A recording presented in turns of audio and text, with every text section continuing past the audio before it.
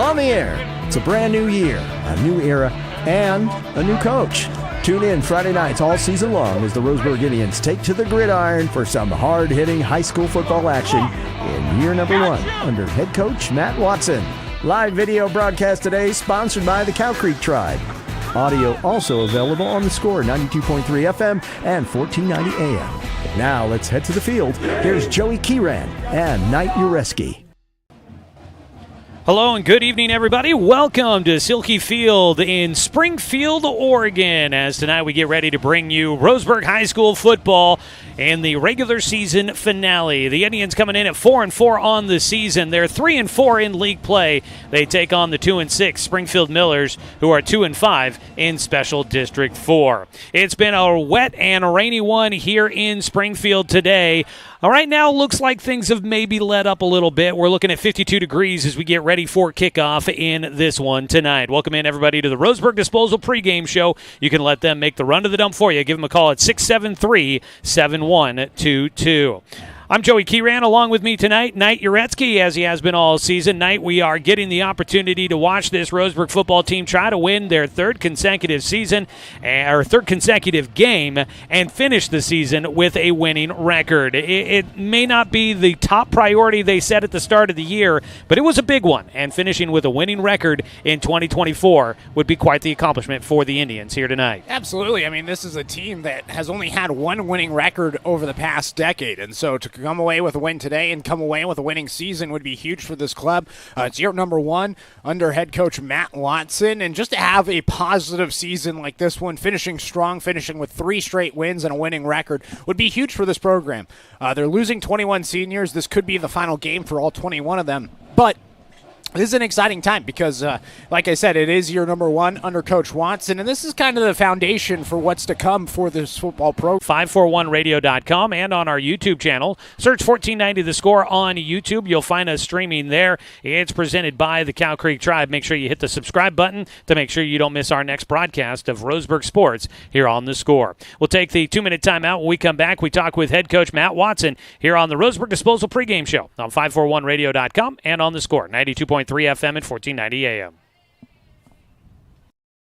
Hey there, sports fans. Thanks for watching this local sporting event online at 541radio.com. Did you know there's more than one way to watch games online? You can watch games on your laptop or desktop computer, your tablet, or even your smartphone just by going to 541radio.com. But also use YouTube to stream all of our video broadcasts, which means you could be watching this game on your big screen TV with a number of different streaming devices. You can stream our live YouTube broadcast through your PlayStation or Xbox gaming device, or through streaming devices like Google Chromecast, Apple TV, or Roku. There's plenty of ways to follow this live local sporting event. Plus, you can find past events archived on 1490 The Score's YouTube channel. Find us on YouTube and subscribe today to keep up with the latest in local sports coverage.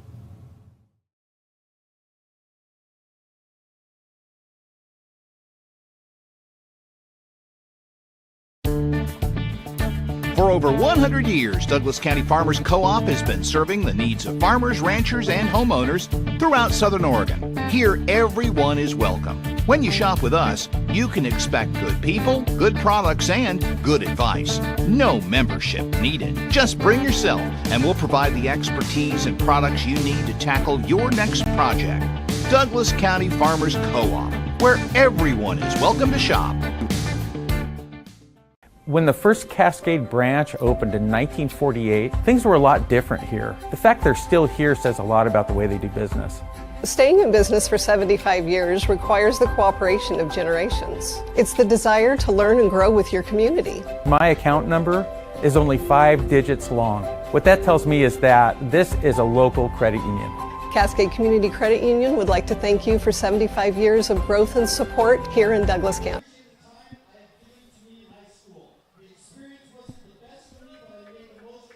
We're back here with more of our Roseburg Disposal pregame show on The Score, 92.3 FM and 1490 AM, streaming with video at 541radio.com.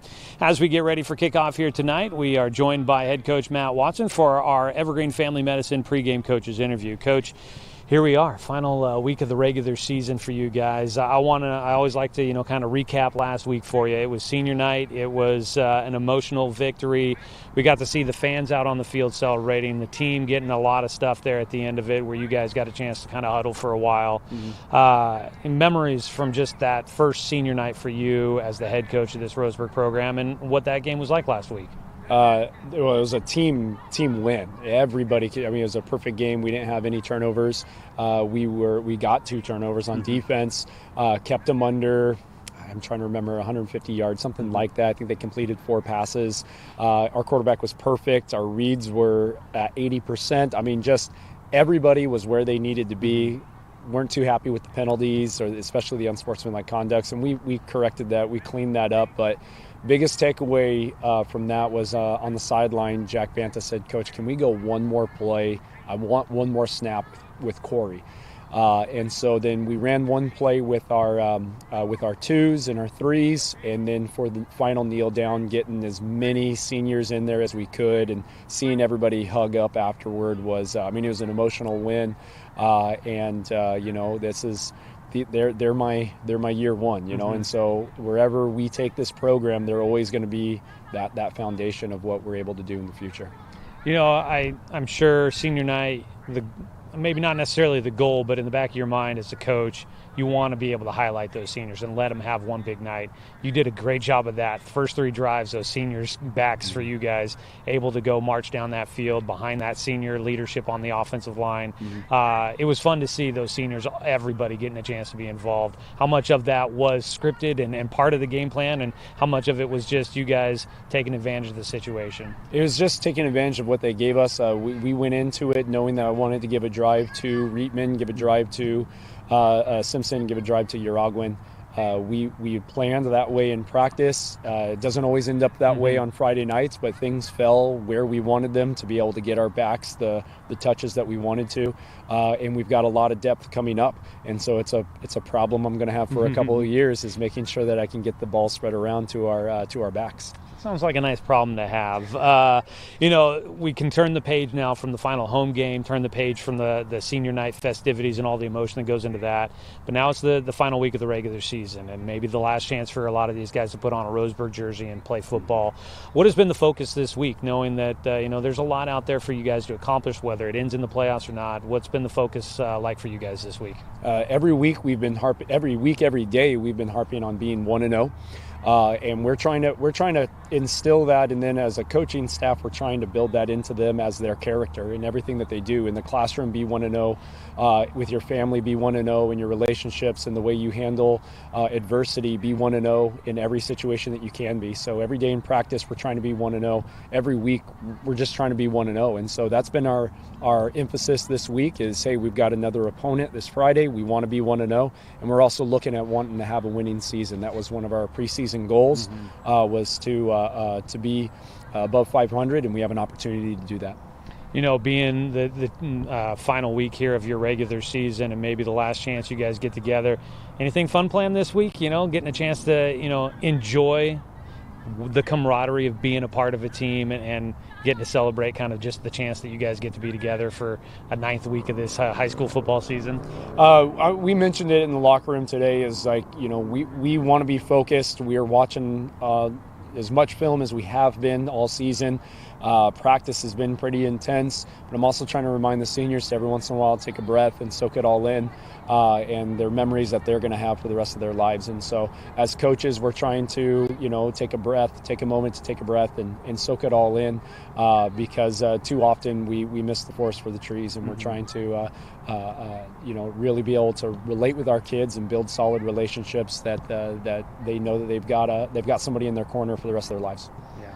We talked about at the start of the season about how people outside the program might look at Roseburg dropping down to 5A as looking for easier competition to try and stack some wins. And we knew going into this, that this league, the schedule you guys had put together, was going to provide plenty of challenges. How difficult, now that we're kind of getting to the end of year one at this 5A level, playing in this Midwestern League, how difficult is this league, and how difficult is it to make the playoffs in the 5A with only 16 teams getting in? It's tough and much different than what we've been used to at the 6A level, where 32 teams were getting in. Yeah, and there's no Cascade Cup, right? And so, for a lot of teams, a lot of really good teams, there's a chunk of really good teams that just – their seasons are going to end on Friday night, and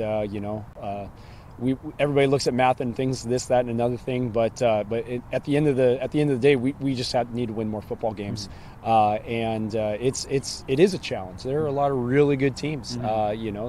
Several games come to mind where we're playing really tight games. We're 8 points away from that Thurston game or that North Eugene game, and coulda, shoulda, wouldas really start to creep in.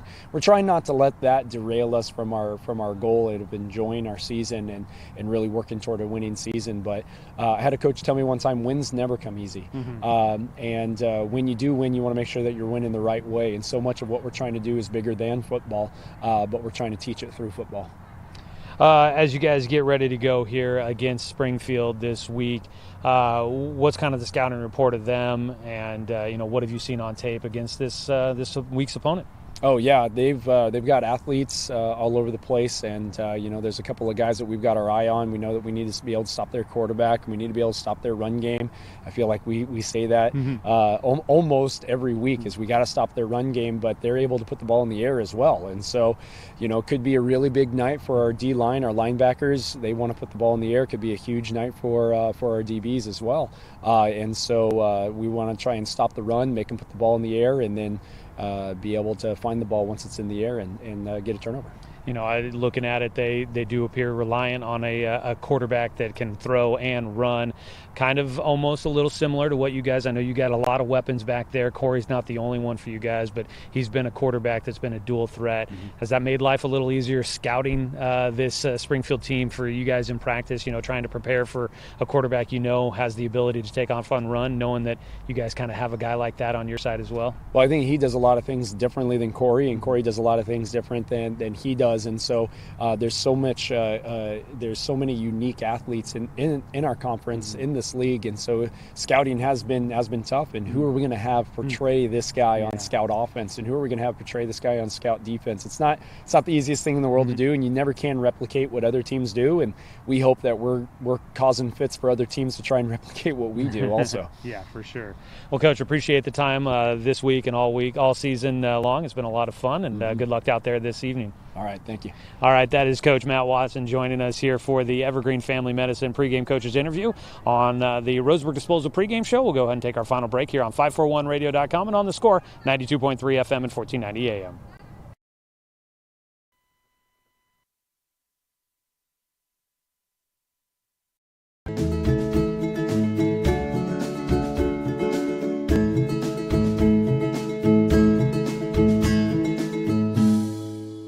Communications radio stations have joined forces with the News Review and Lotus Web Services, announcing the Lotus Media Group, a multimedia enterprise. Web, broadcast, print. Make it happen with Lotus Media Group, LLC.com.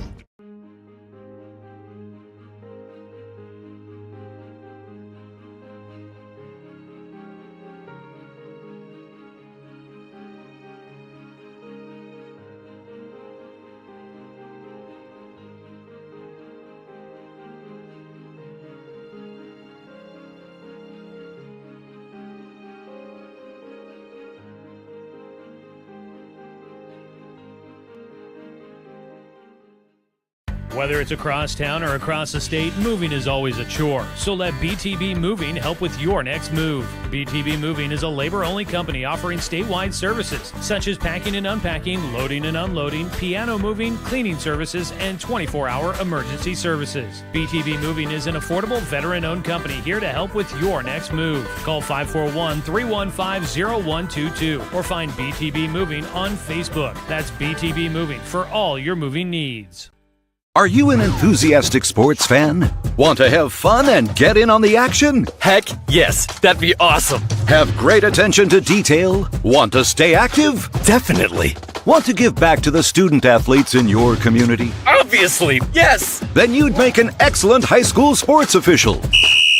We need more officials in Oregon, because with no high school officials, there are no high school sports. Sign up today at highschoolofficials.com.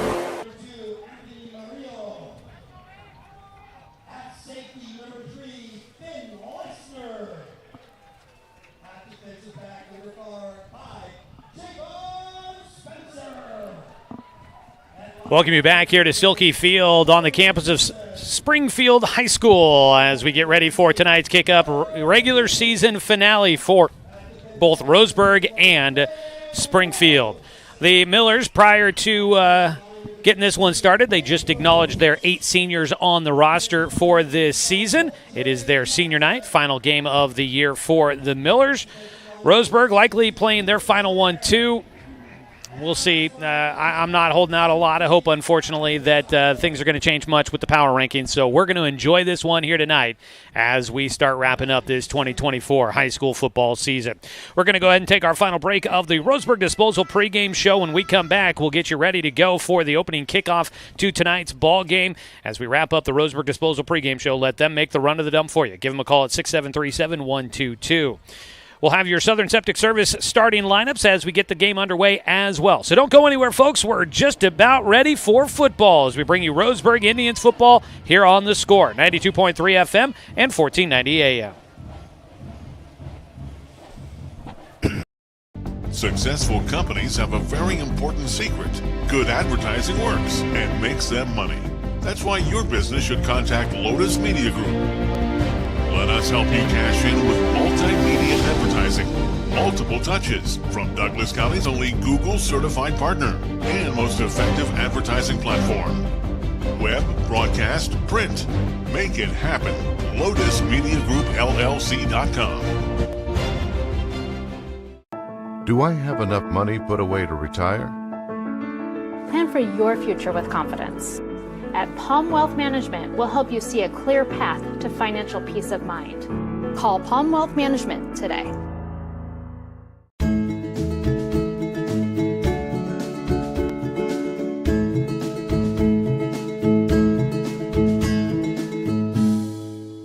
In today's big box store, how-to YouTube video world, it is hard to do it yourself. If you're fixing your fence or putting in a new one, the only place to start is Quality Fence. We stock almost anything you need and take the time to show you how to really do it yourself. Visit the Quality Fence showroom in Roseburg and get great fencing ideas at QualityFenceCo.com. Quality Fences, doing it right for you. Looking for more local sports coverage? CBS Sports Radio 1490 The Score has you covered. Check out our homepage at 541radio.com for sports stories, scores, and podcasts. And follow us on social media. 1490 The Score is on Twitter, Facebook, and Instagram. And take the station with you wherever you go with the 541 Radio app. Download the app in your smartphone's app store and get access to a live stream of the station, sports stories, podcasts, and easy messaging with the station and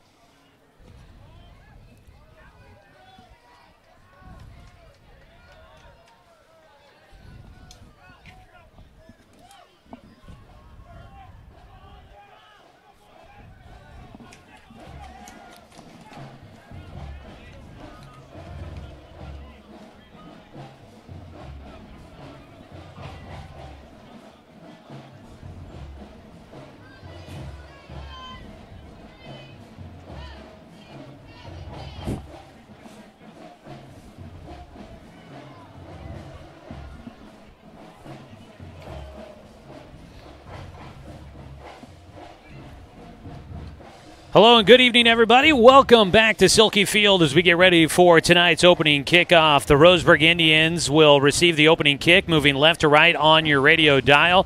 They'll be wearing the road whites here today. They've got the black numbers on the front and the back, the black helmets with the orange R on one side, orange and white stripe from the front to the back of the helmet for the Indians. On the other side, it's kind of the navy blue tops for the Springfield Millers, gray pants with the blue and white stripes down the side of the leg, white numbers on the front and the back, gray helmets with a white stripe down the middle for the Millers. They'll be kicking away right to left on your radio dial, and we'll get ready for the opening kickoff. It'll be Brady Lozier that'll be doing the honors to kick this one away.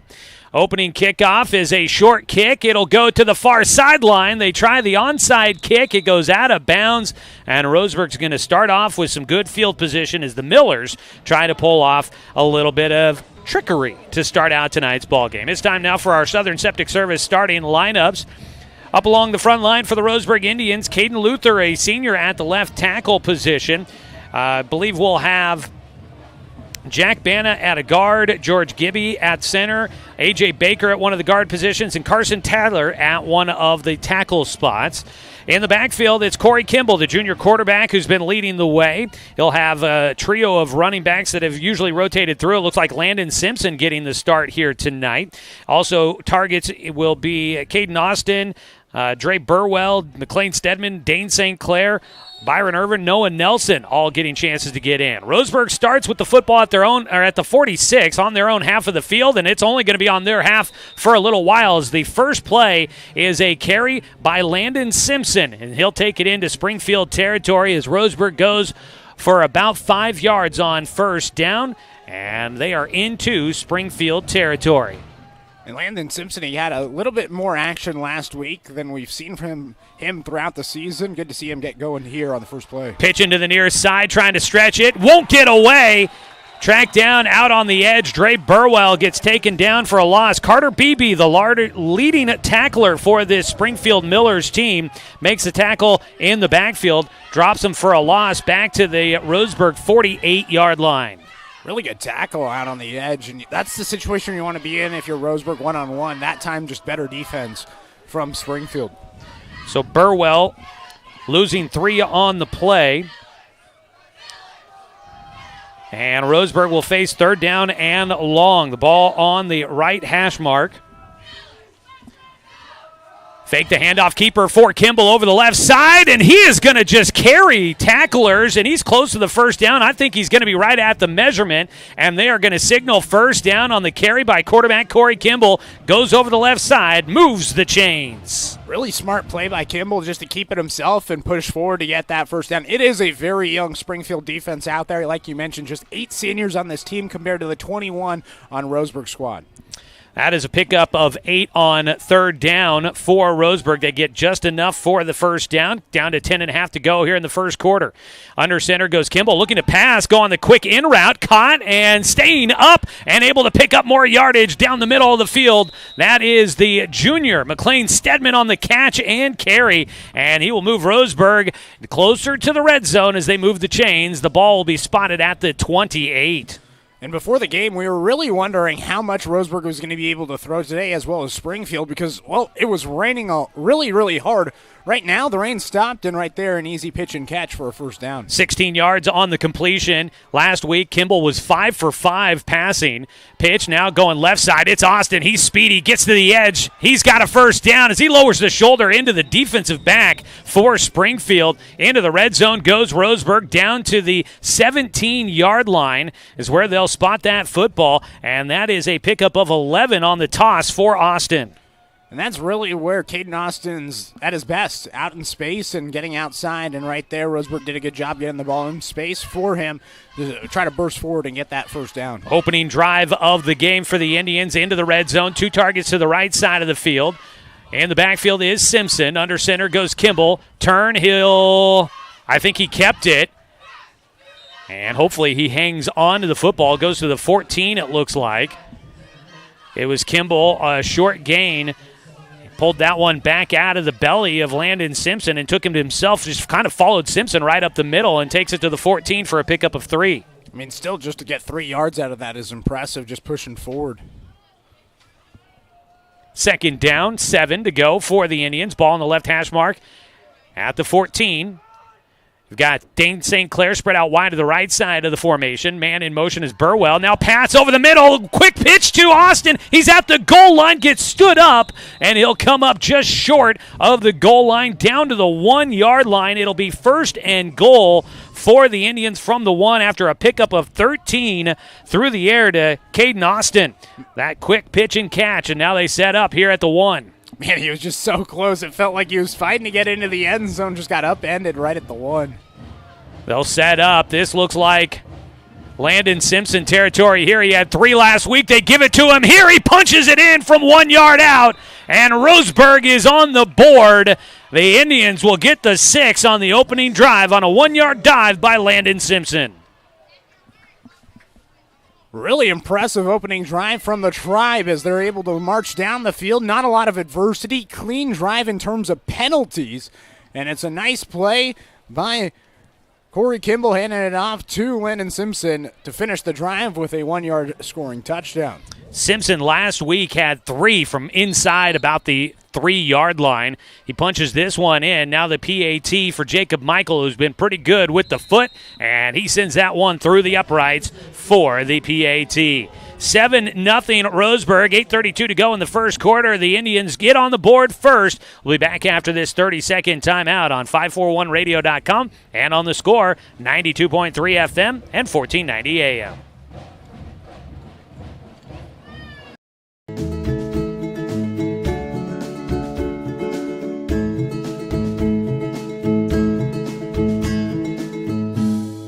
Brook Communications radio stations have joined forces with the News Review and Lotus Web Services, announcing the Lotus Media Group, a multimedia enterprise. Web, broadcast, print. Make it happen with Lotus Media Group, LLC.com.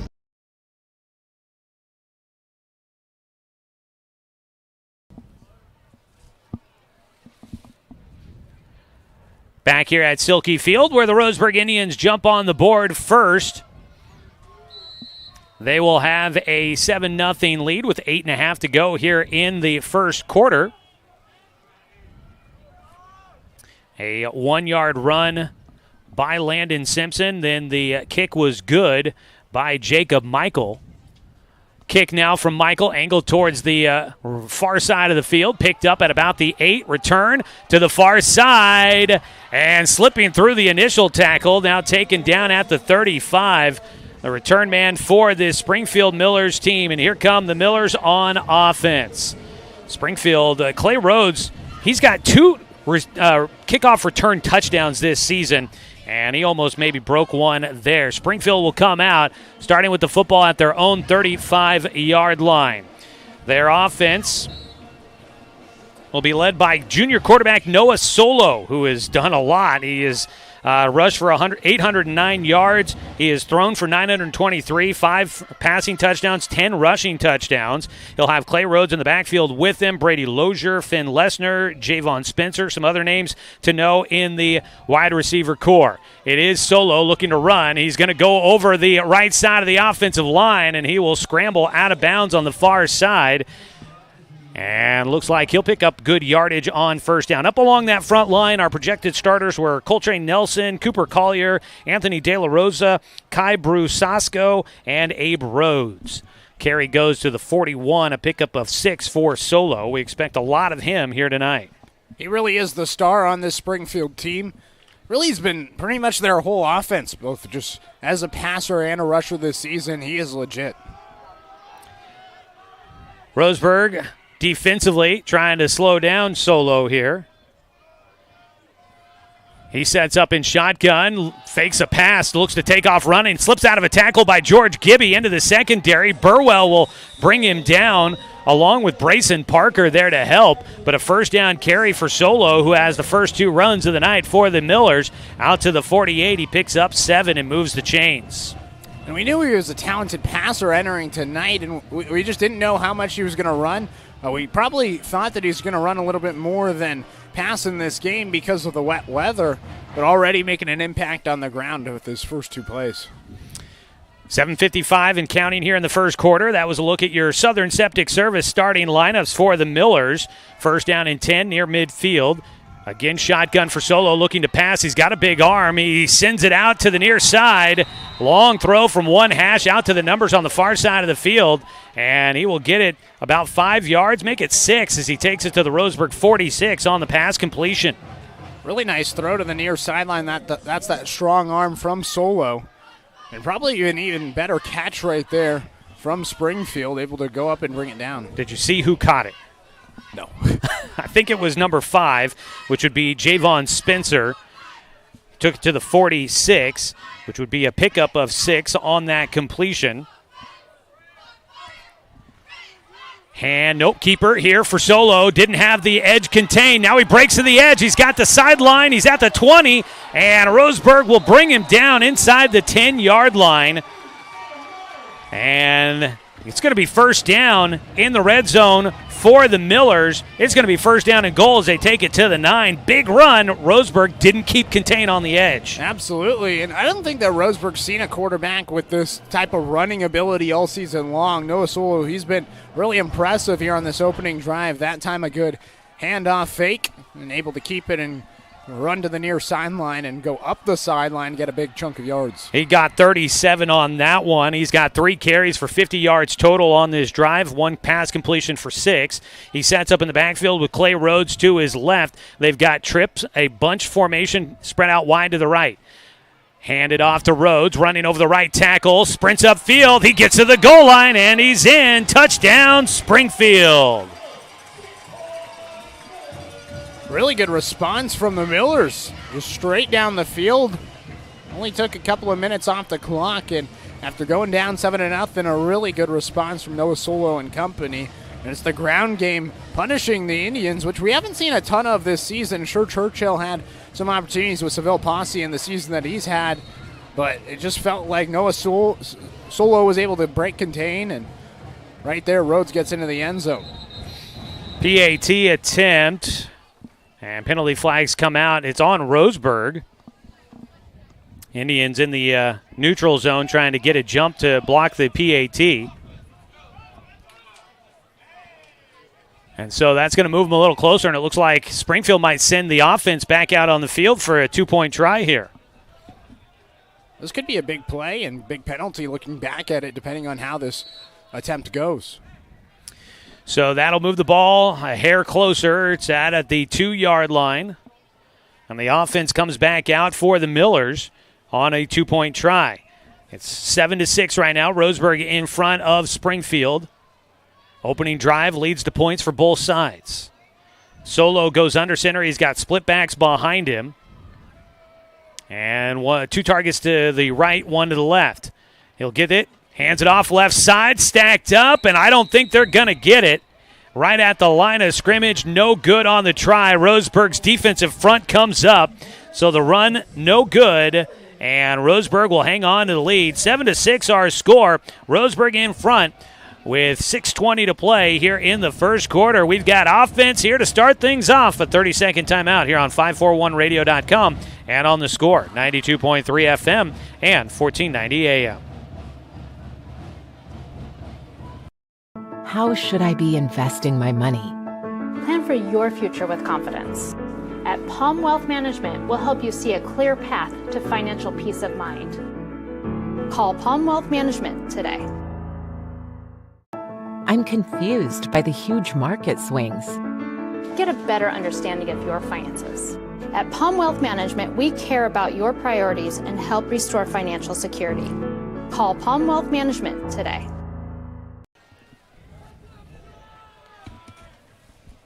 Our starting lineups have been brought to you by Southern Septic Service. From residential to commercial, Southern Septic Service has your behind covered when it comes to septic tank pumping and inspections, portable toilet rentals, and grease trap cleaning. Southern Septic Service, woman and veteran owned, and a proud supporter of our local sports teams. Another onside kick attempt, and it is recovered by Springfield, but whistles blowing before Springfield actually jumped on the football. So we'll see if this stays with the Millers or if it was a penalty on them. I don't see a flag out there currently. Looks like they're going to make him re-kick. I think you might be right. False and start. It is a false start against Springfield. So, yeah, they should have to back them up on where they're kicking here.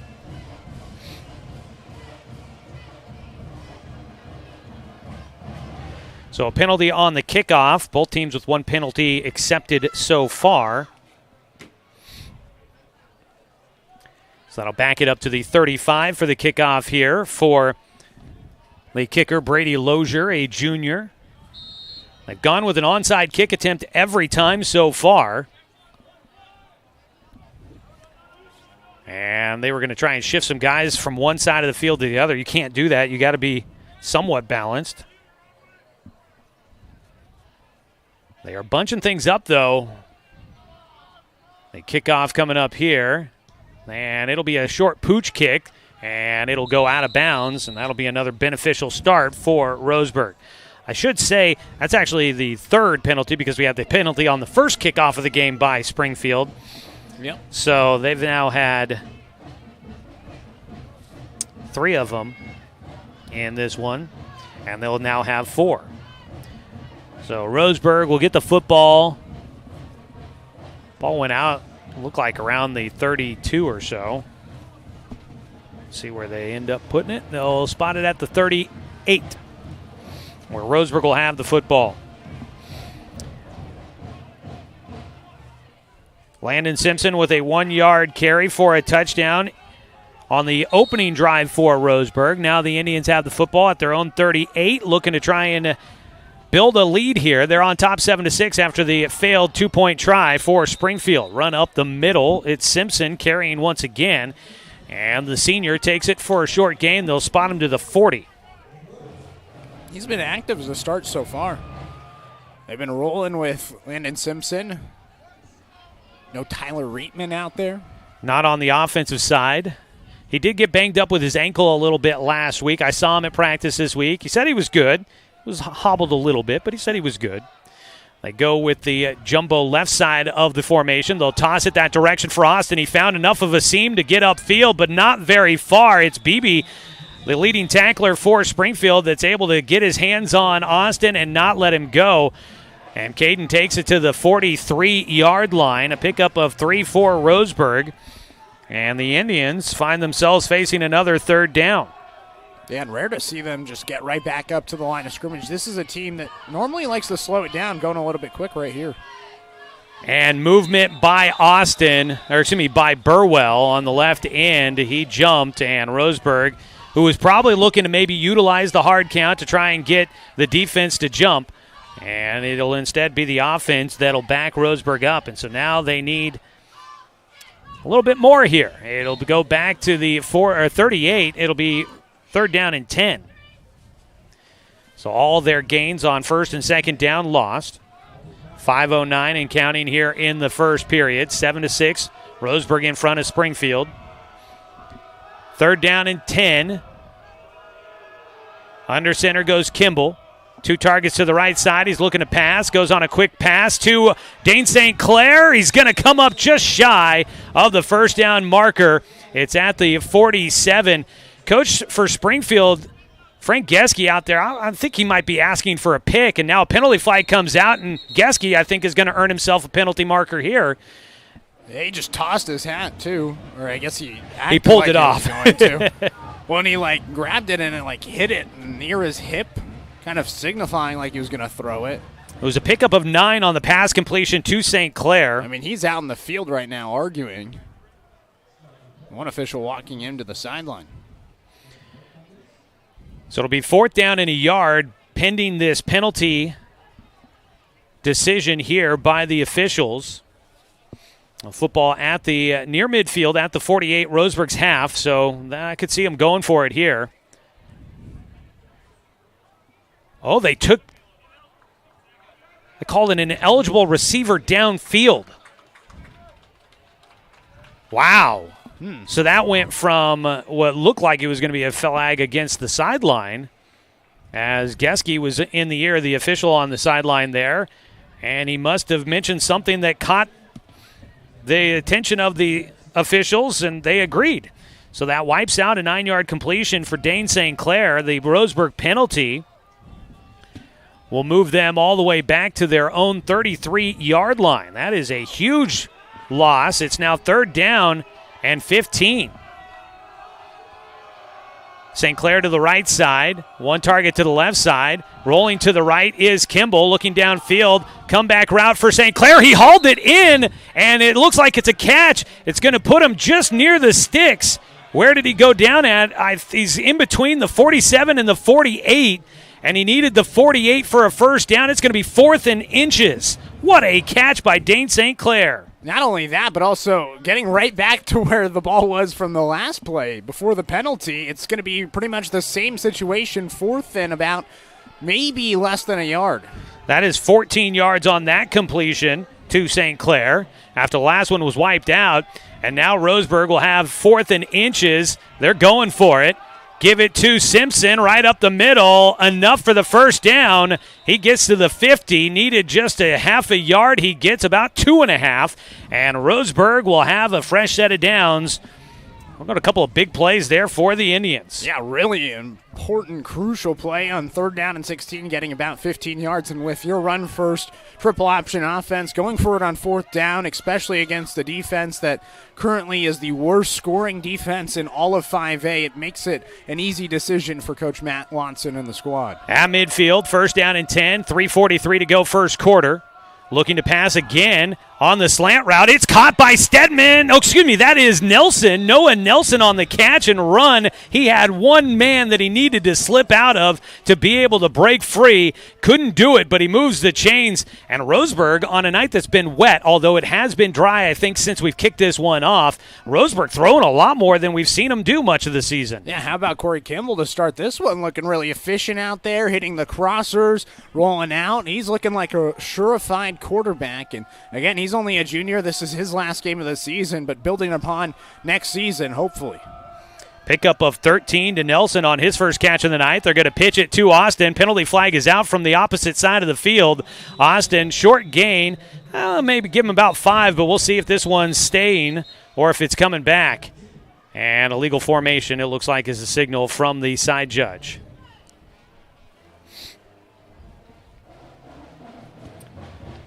So, looks like Roseburg, final week of the season, and they're coming out maybe a little undisciplined. They have been unable to – they're kind of shooting themselves in the foot a few different times here tonight, and this one's going to back them up. Yeah, at least on this drive. I talked about it. The first drive, they said really clean drive, no penalties.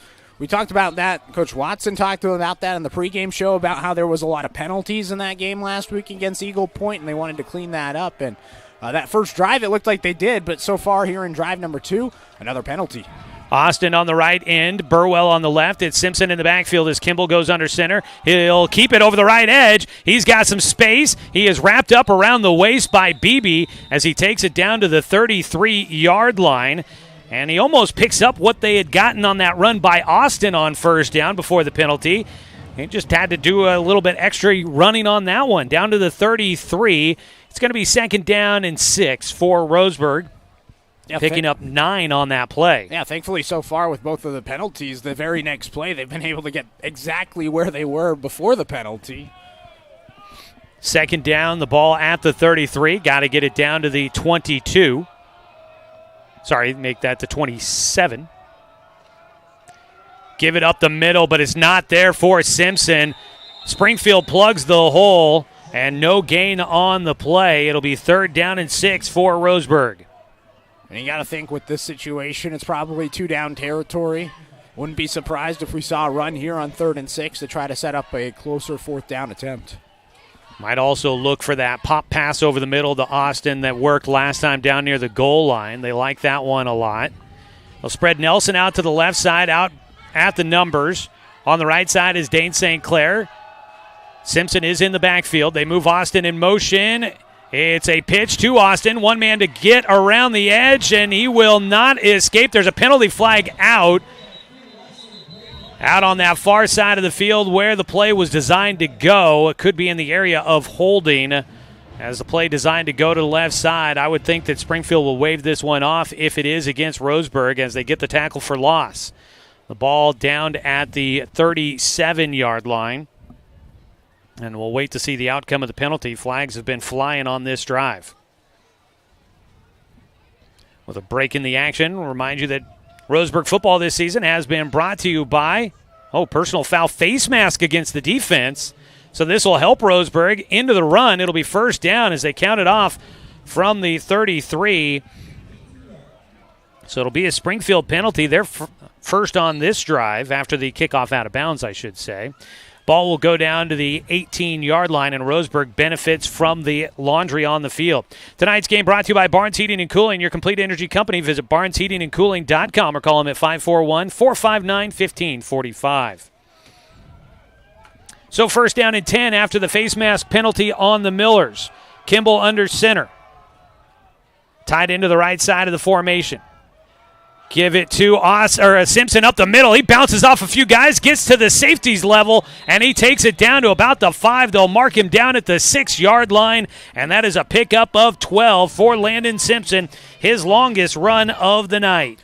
I mean, he's really been the bell cow so far, getting the ball up the middle once again, rumbling through and getting inside the 10-yard line to set up first and goal. Clock running down on the first quarter here, 7-6 our score. Roseburg in front, threatening to add points here on their second drive.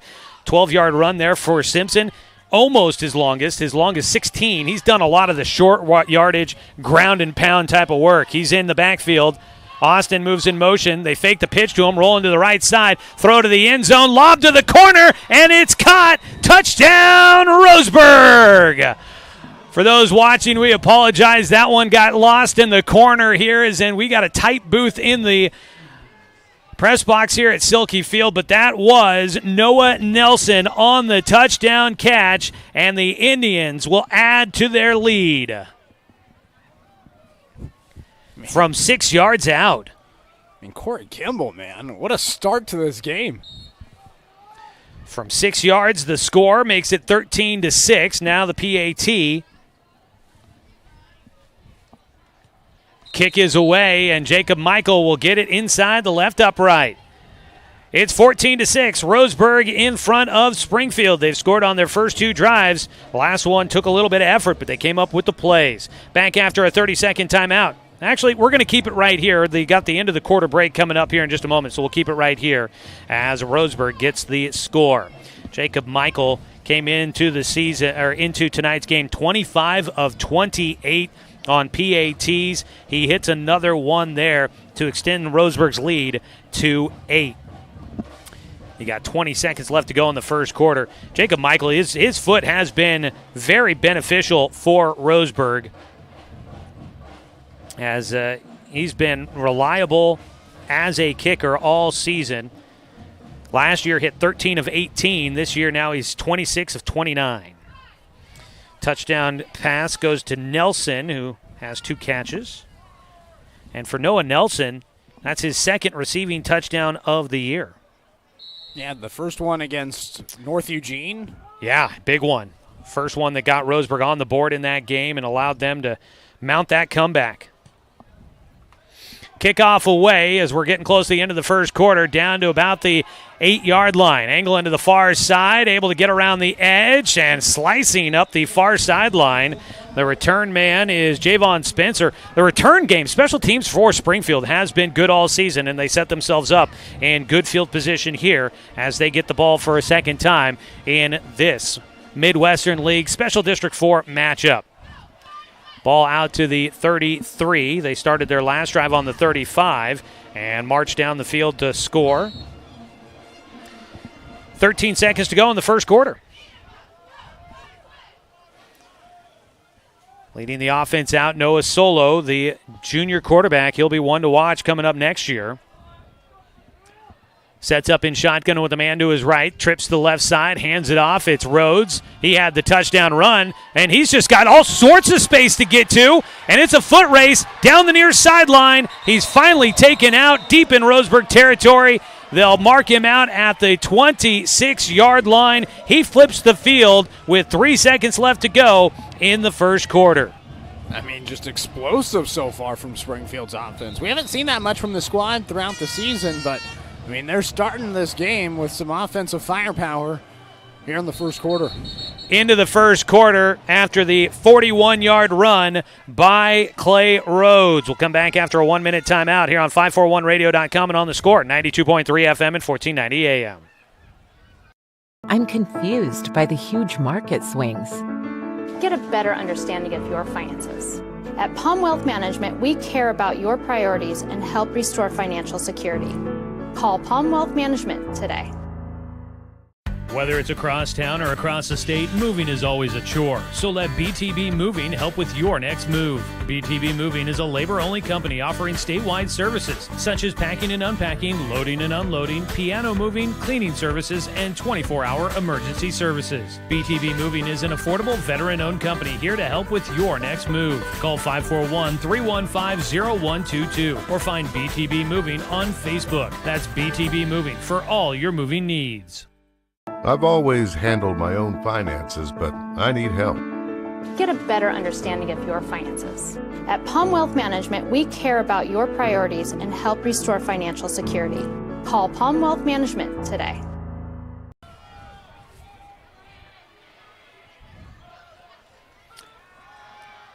On the pass completion, the ball nearly picked off, so a little slow getting here. I guess they decided they needed the first quarter was not done. The runner had gone out of bounds, and they had started the clock after they spotted the football after that run, and that ended the first quarter. That brought us back to where we thought we were here. So they actually had one play left in the first quarter as they put 3 seconds back up on the board. They run the one play there. It's an incompletion. A ball tipped, almost picked off by Roseburg's defense.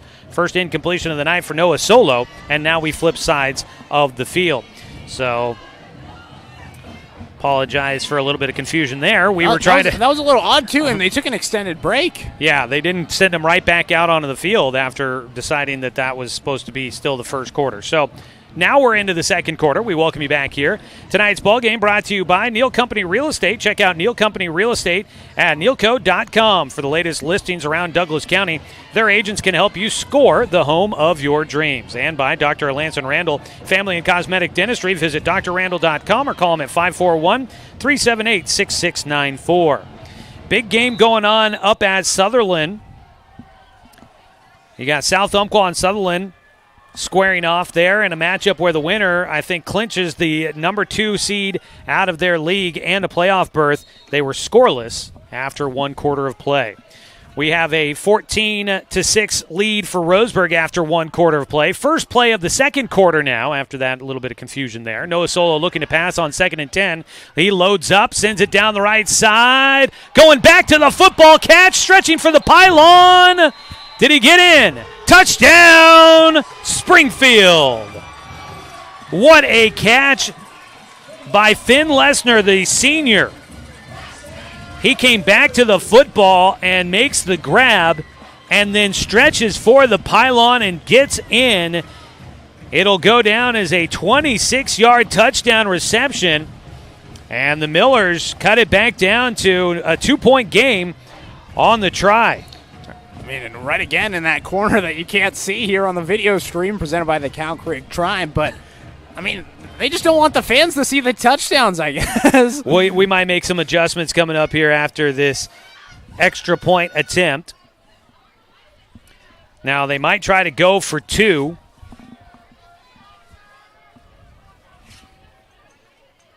As they will set up, trailing by 2 after trying the 2-point try earlier.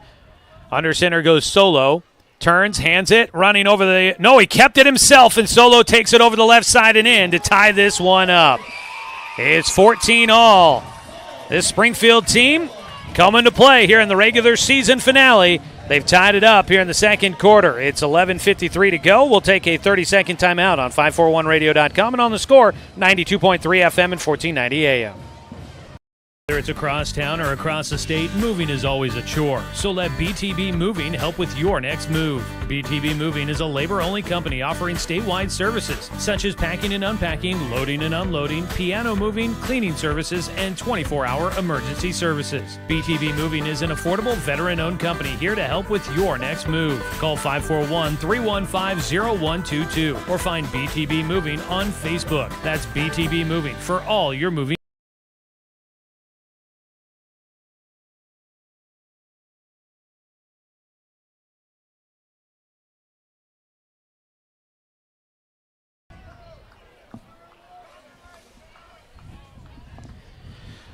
26-yard touchdown pass for Noah Solo. Here to start out things in the second quarter. The catch made by Finn Lesnar and the stretch for the end zone. And he gets in. And we are tied up after the 2-point run by Solo. It is 14-14 with 11:53 to go in the first half. Kickoff goes down to the 11. It goes through the arms of the return man. Thankfully, looking, Spencer Bingham there finds the football. It goes right through the arms of McLean Stedman. And Bingham there to recover the football and keep the possession for Roseburg. They'll start with it at their own 19-yard line. And on their third drive of the night, Roseburg looking to try and recapture the lead in what has been a back-and-forth affair so far. We got a better view. We moved the camera just a little bit. I'm hoping we got a better view of that corner over there. So now they won't score on that side at all. Exactly. That's how it works. Roseburg sets up first down and 10 at their own 19. Move a man in motion, fake the handoff. Kimball around the right side, continues to just weave his way around, and really impressed by the Springfield defense so far. They've been racing to the football. They've given up more points than anybody in the 5A classification, as you were talking about earlier. And but so far they've been out there racing to the football and able to get to Roseburg pretty quickly to try and limit the option for this Indians team.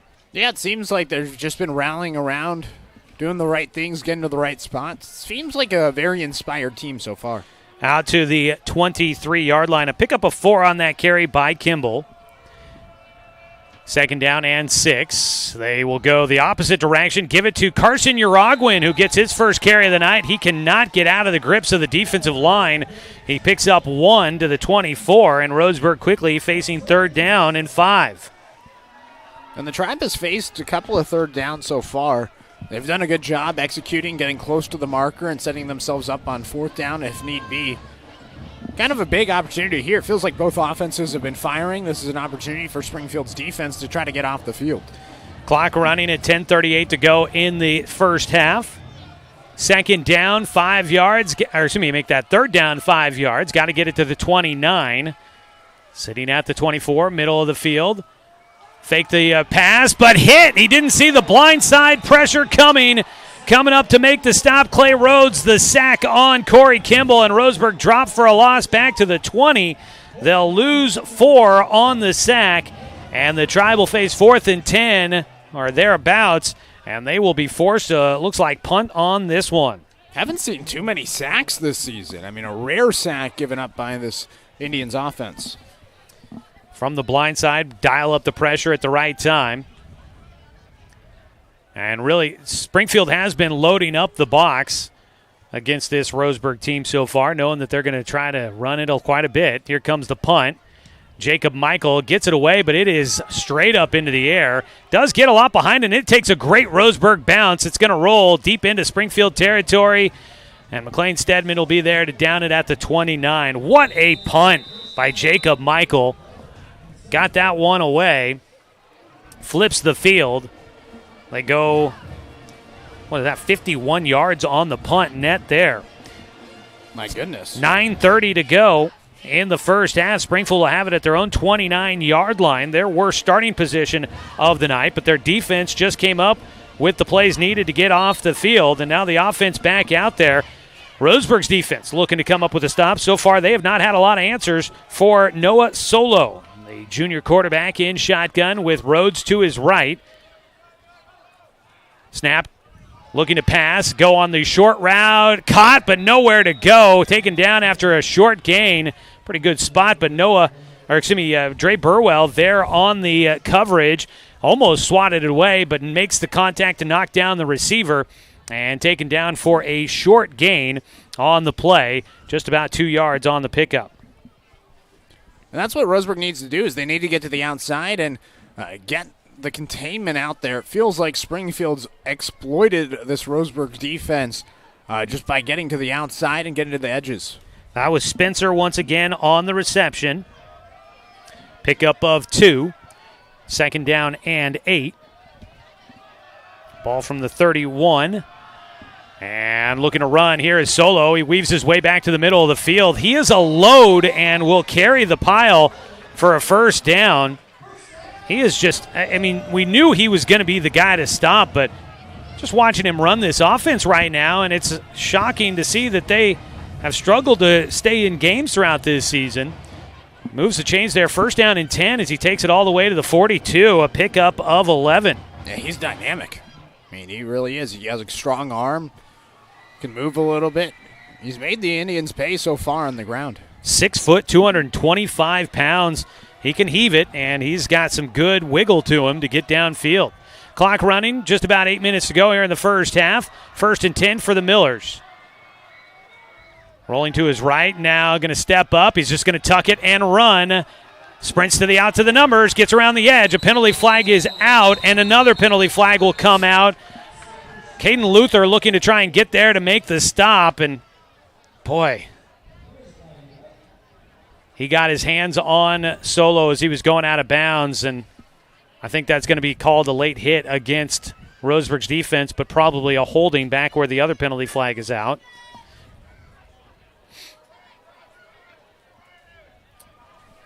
It was first down and 10 from the 42. Seen a decent amount of laundry here tonight. Already a lot of penalties. Waiting to get the explanation from the white hat. Here we go. So it is a hold against Springfield. And then we got a dead ball foul against Roseburg.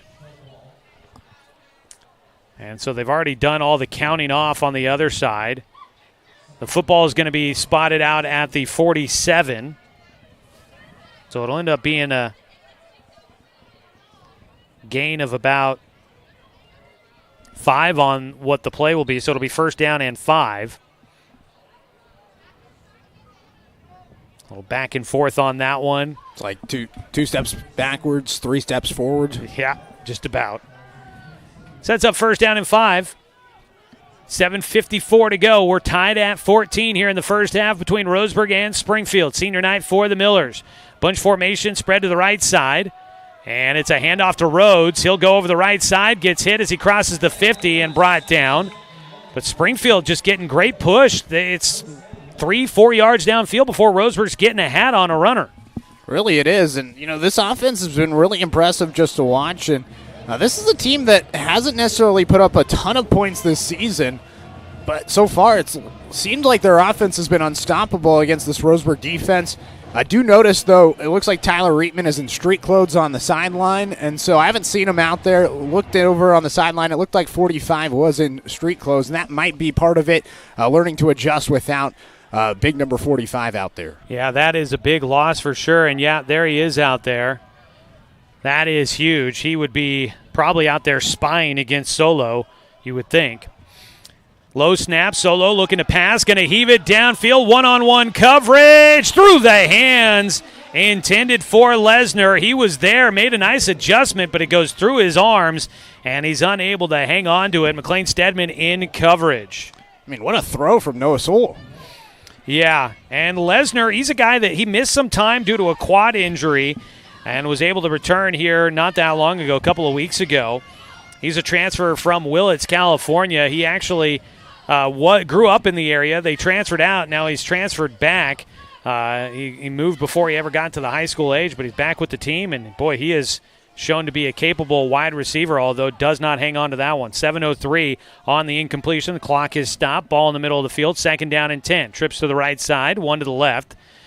Going to just be a straight carry here for Solo up the middle, and he's going to carry the pile with all 225 pounds. He gets it to the 44-yard line. Pickup of about 3. And it's going to be third down and 7. And likewise for Roseburg's defense here in this situation, this is a big opportunity for them. Got to think also maybe 4-down territory for Springfield, but a couple of opportunities here depending on how this plays goes to get off the field. Seems like a highly offensive first half. Yeah, it has been. Roseburg's last drive that ended in a punt was the first drive for either team that did not end with points. 14-14, second quarter action here from Silky Field in Springfield. Four-man front for Roseburg. Trips to the right side, looking to pass. Go on a quick short route. Caught by Spencer, trying to stretch for the marker. He's short. It's going to be a 1-yard difference as he came down at the 38, needed the 37, picks up 6 on the pass completion. But like we said, this looks like it could be 4-down territory. Absolutely. It looks like they're going to go for it here. George Gibby just ran out there trying to plug up that center hole. We saw them earlier in the game get that stop on the 2-point conversion. Kind of a similar situation right here. 4th down and a yard. Clock running down to about 5.5 to go, first half. It's going to be a shotgun snap for Solo. Roseburg, four-man front. Trying to make sure that they don't give anything up. They go right up the middle. Solo has it. Roseburg sending the pressure from the edges rather than trying to go up the middle. And Solo goes just over the left guard and is able to pick up a couple of yards to the 35. Picks up 2, needed just 1, and it's a first down on the 4th down conversion. I mean, the Millers so far have been breaking it to the outside, exploiting the defense towards the edges, and so you can see why Roseburg kind of lined up a little bit towards the outside, especially with the shotgun formation. That time, though, Solo able to keep it himself and go up the middle. First down and 10 from the 35-yard line for the Millers, looking to take their first lead of the night. Rhodes to the right of Solo, 2 targets to the right side, move a man in motion, forward pitch to him, trying to stretch it around the edges. Lesnar, spin move back to the middle, gets hit by Ruiz. And then the rest of the defense comes to help out. A couple of yards shy of the first down, and a pickup of 8 on that forward pitch to Finn Lesnar. It feels like a Roseburg drive happening against the Indians right here. A methodical drive down the field, killing some clock. Just a couple of chunk plays at a time down the field so far for the Millers. Pickup of 8, second down and 2. Ball in the right hash mark. De La Rosa, the center, readies for the shotgun snap. Empty backfield for Solo. He's going to take off and run, has the first down, slips out to the outside, stays on his feet, dives forward to the 15. They'll mark him down at the 17-yard line, moves the chains into the red zone on a 10-yard scramble. I mean, he's just been hard to stop, whether it be passing the football or rushing the football. Final game of the year, I mean, 77 yards right now on 7 carries, averaging over 10 yards per carry. He is a human first down right now. So it'll be 1st and 10 on the scramble by the human first down, according to Knight Ureski. I mean, that's what he's doing right now. He really is. We talk about Ashton Genty a lot, and although Genty's having a little bit of a down game tonight, I mean, Noah Solo is not.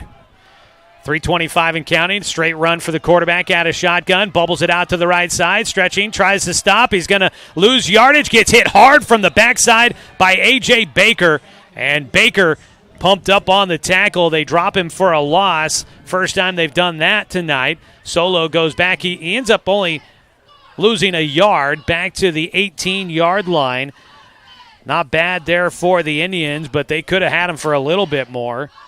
Yeah, but good to see A.J. Baker out there getting hyped up a little bit after that tackle. He's a senior. This could be his final game.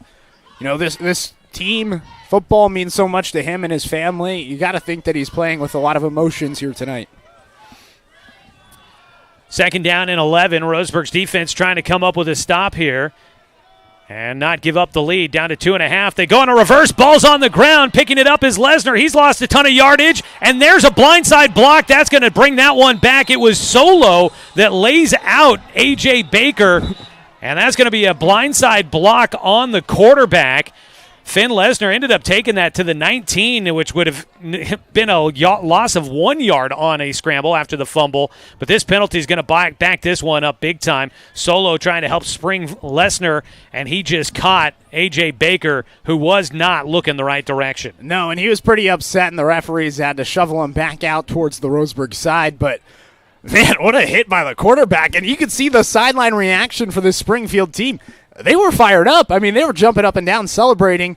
That's as moral of a victory that you could have on a penalty on your own squad, though. Yeah, hopefully A.J. Baker okay. He does walk to the sideline. That was a hit. You hope his bell isn't rung. They'll walk off the penalty from the 29. I think it's more they just need him to go sit down and calm down for a second, because you don't want him to be playing with too many emotions after a hit like that. They had to shovel him back to the Roseburg sideline. You don't want him to go out there and commit a penalty right away. And so it's kind of an opportunity for him to cool down and try to reset a little bit.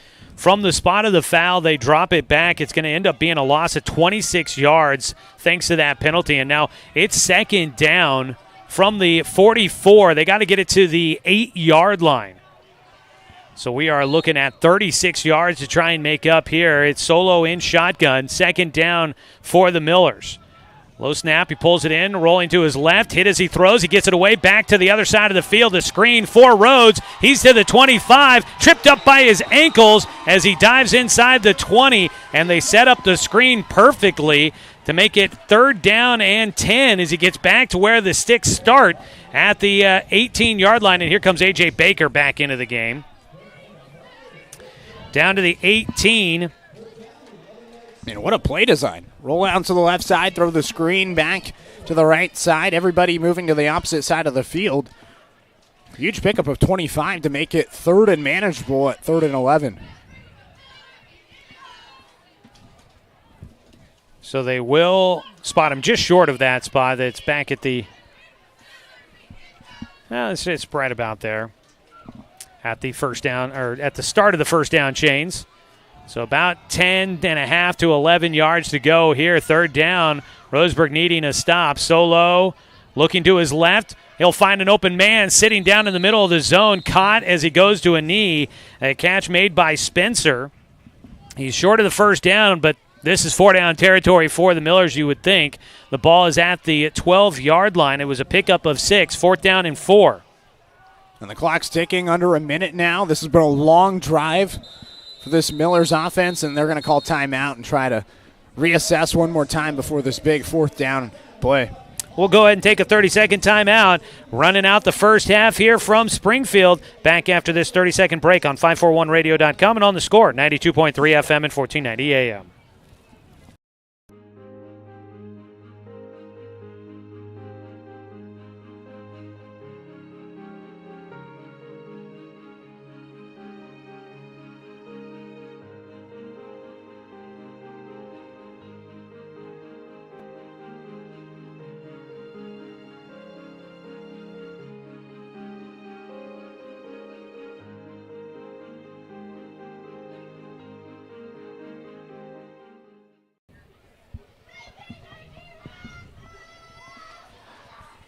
Fourth down coming up for the Springfield Millers. Tonight's ball game brought to you by Chuck Swarman Family Auto Repair. Are you ready to go where life takes you? And by Flyaway Travel. You can contact the travel experts at Travel Leader Flyaway Travel. Make sure that you have an agent in your corner. Call 541-672-5701.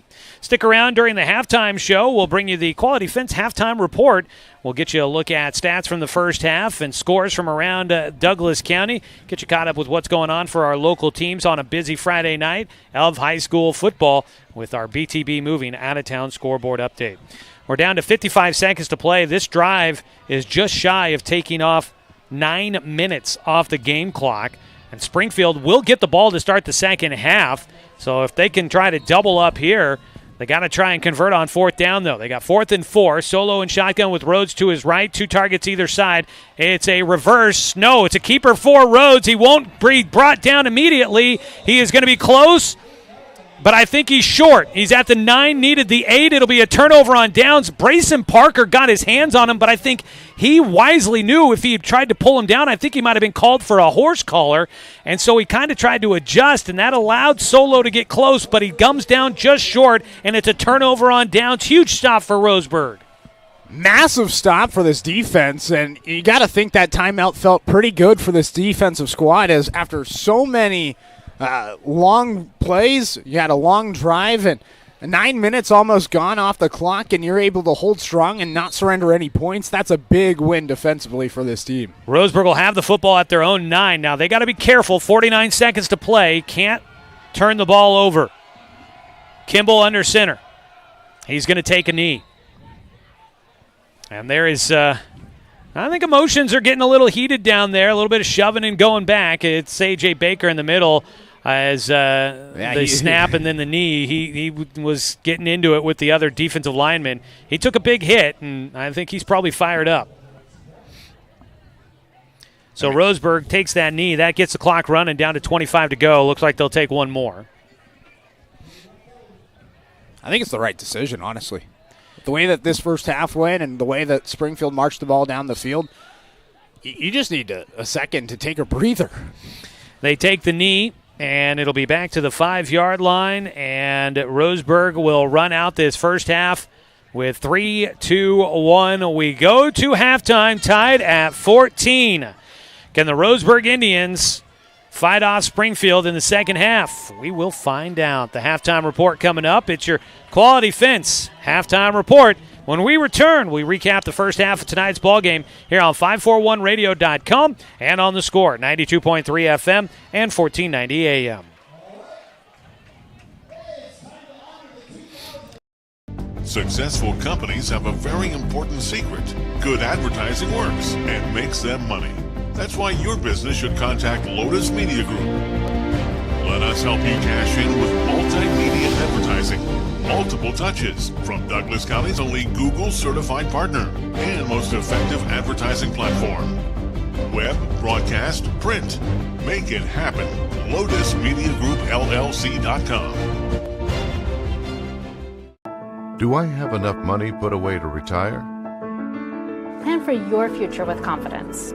At Palm Wealth Management, we'll help you see a clear path to financial peace of mind. Call Palm Wealth Management today.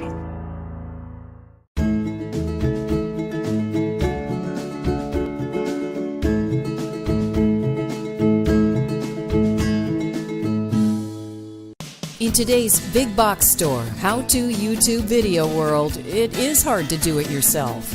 If you're fixing your fence or putting in a new one, the only place to start is Quality Fence. We stock almost anything you need and take the time to show you how to really do it yourself. Visit the Quality Fence showroom in Roseburg and get great fencing ideas at QualityFenceCo.com. Quality Fences, doing it right for you.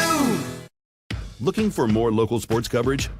CBS Sports Radio 1490 The Score has you covered. Check out our homepage at 541radio.com for sports stories, scores, and podcasts. And follow us on social media. 1490 The Score is on Twitter, Facebook, and Instagram. And take the station with you wherever you go with the 541 Radio app. Download the app in your smartphone's app store and get access to a live stream of the station, sports stories, podcasts, and easy messaging with the station and other.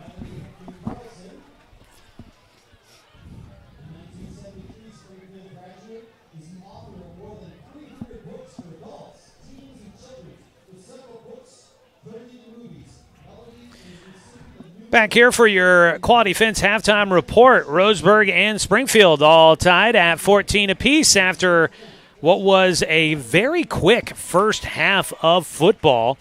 Just about an hour off the clock, not even quite that, as we had two teams running the football a lot. Only thing that really slowed us down were penalties in that first half. Before we get into a recap here, let's go ahead and pause 10 seconds for station identification. This is Roseburg football here on The Score.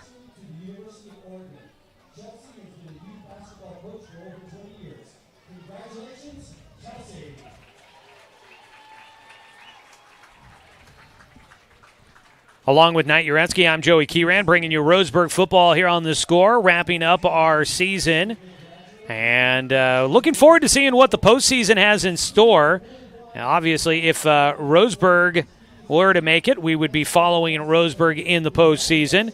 Not exactly expecting that here this year, unfortunately. Looking like they'll be too far out of reach for a postseason at-large berth, but if not Roseburg, we'll look to see if there's an opportunity to pick up some other team around Douglas County, so we should have a few that are making it into the playoffs, and we'll try to pick up some games there.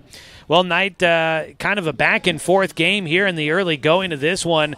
We saw, I think, a lot out of this Springfield team, and really, looking at them there, this team is looking pretty good, and it's a little surprising to see came in looking at their record, kind of thought one thing, and they're kind of proving a different thing for us here. Yeah, I mean, we really haven't seen a ton from this team except offensively. I think that's been the big turning point.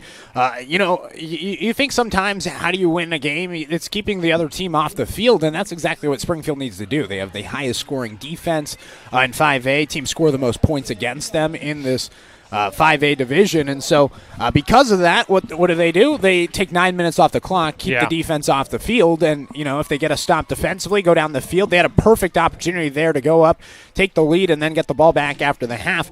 Big defensive stop for Roseburg, but it is a little bit of a surprise. This is a Springfield team, though, that is coming off back-to-back victories, one against Eagle Point, one against South Eugene. Again, the bottom two teams in the league. And Springfield, well, they're kind of the third to last team in the league right now. Roseburg a little bit ahead of them at 4-4 in the league standing. Springfield at 2-6. And if you just look at the scoring this season for Springfield, not a ton of points. They did have their highest scoring effort of the season against Crater back all the way to September 13th, where they scored 37 points in a 45-37 game. And it feels like this game is kind of feeling like that game, really close one back and forth. Could come down to who has the ball last, as we saw the teams trade scores early in this one. Both teams score on their first two possessions. Roseburg started with the football, get a 1-yard touchdown run from Landon Simpson, his fourth rushing touchdown of the year. The kick by Jacob Michael was good to make it 7-0. Springfield will get the football. They would march down the field, and they ended up with a touchdown on a 9-yard run by Clay Rhodes. He would punch it in. The Indians would have a penalty on the PAT attempt, and then Springfield decided to try and go for two since they got inched closer to the goal line. Their run, though, would come up short. They would not get it there. They trailed 7-6. Roseburg on the next possession would take it down the field, and this time it was Corey Kimball finding Noah Nelson for the touchdown in the end zone from 6 yards out. For Corey Kimball, that is his 6th passing touchdown of the season for Roseburg, and for Noah Nelson, his 2nd receiving touchdown of the year, and that made it 14-0 on the Jacob Michael PAT. It was 14-6 at the end of first quarter, but Springfield needed just one play in the second quarter, a 26-yard reception for Finn Lesnar. He caught it, spun upfield, and got to the pylon for the touchdown from 26 yards out on the pass by Noah Solo. The run by Solo would be good, and that made it 14-14 to start out the second quarter. Roseburg went 3-and-out on their next possession, and then Springfield got it, and you mentioned that long drive. It was a drive that started at the 29 after a 51-yard punt by Jacob Michael.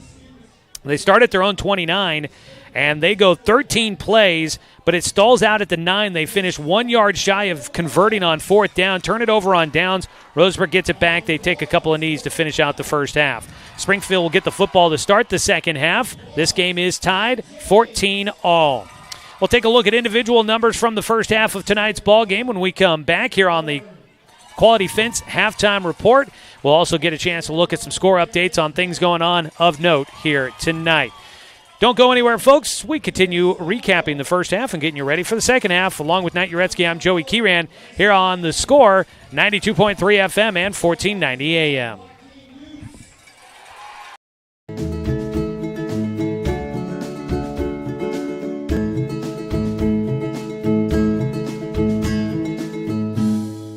Brook Communications radio stations have joined forces with a news review and Lotus Web Services, announcing the Lotus Media Group, a multimedia enterprise. Web, broadcast, print.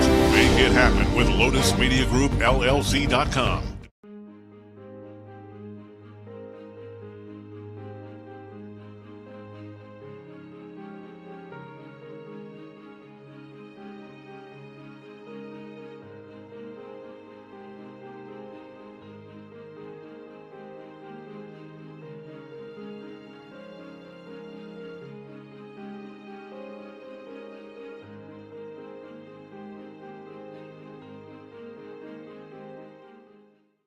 Whether it's across town or across the state, moving is always a chore. So let BTB Moving help with your next move. BTB Moving is a labor-only company offering statewide services such as packing and unpacking, loading and unloading, piano moving, cleaning services, and 24-hour emergency services. BTB Moving is an affordable veteran-owned company here to help with your next move. Call 541-315-0122 or find BTB Moving on Facebook. That's BTB Moving for all your moving needs.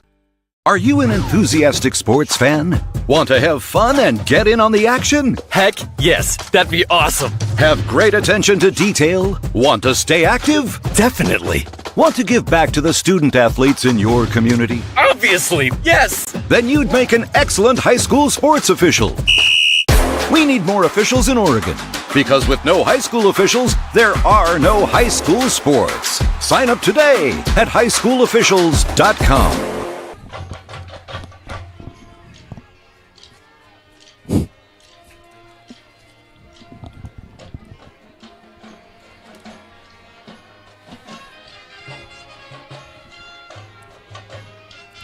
Our Quality Fence halftime report here from Silky Field in Springfield.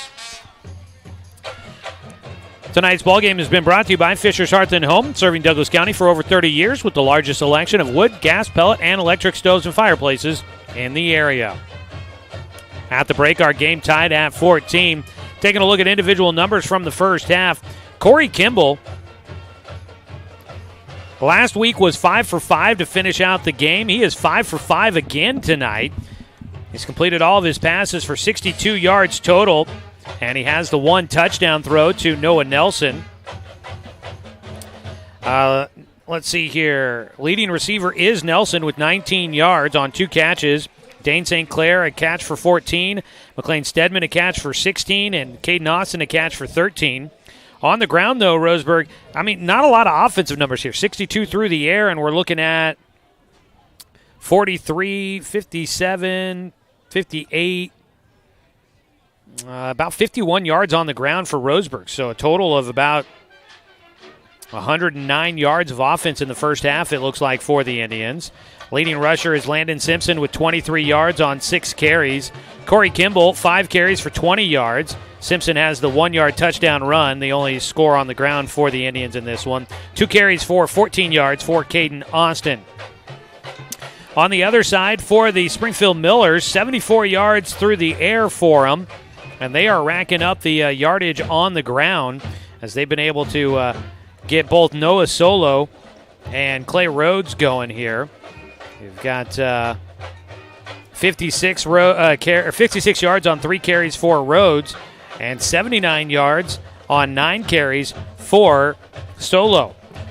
About 209 yards total of offense in the first half for the Millers.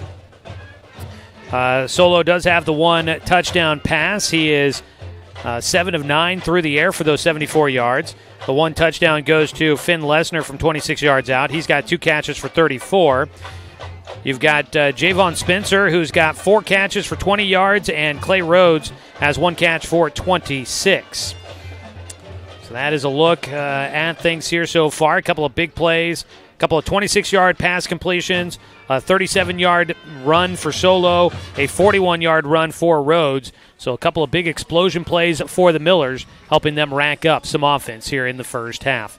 Defensively, Roseburg missing Tyler Reitman in the final game of the regular season. That's got to be brutal for him. Were you with me when we saw him at practice, or was I on my own? I think you were on your own. Okay. I mean, when I was at practice with you on Thursday, I think that we were mostly entertained by the Mickey Mouse out there and the banana costume. The players got to wear some costumes for Halloween, at least the ones that showed up. And in costumes, there was a few guys wearing pajamas, which was kind of cool. Kind of a fun, upbeat practice yesterday. But I wasn't there for that. The one thing I did see, though, is Tyler Reitman did make a post on Instagram earlier this week where he said 45 out. And I really was wondering about what his availability would be like today. It seemed like he was going to be ready to go going in today.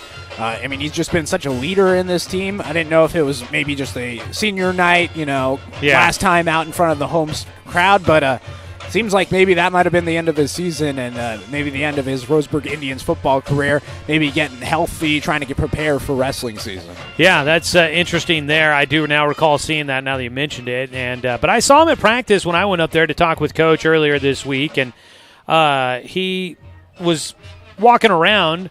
And I asked him, "You going to be good?" And I thought he told me that he was. So either something's happened since then, or maybe he was saying he was going to be good for wrestling season.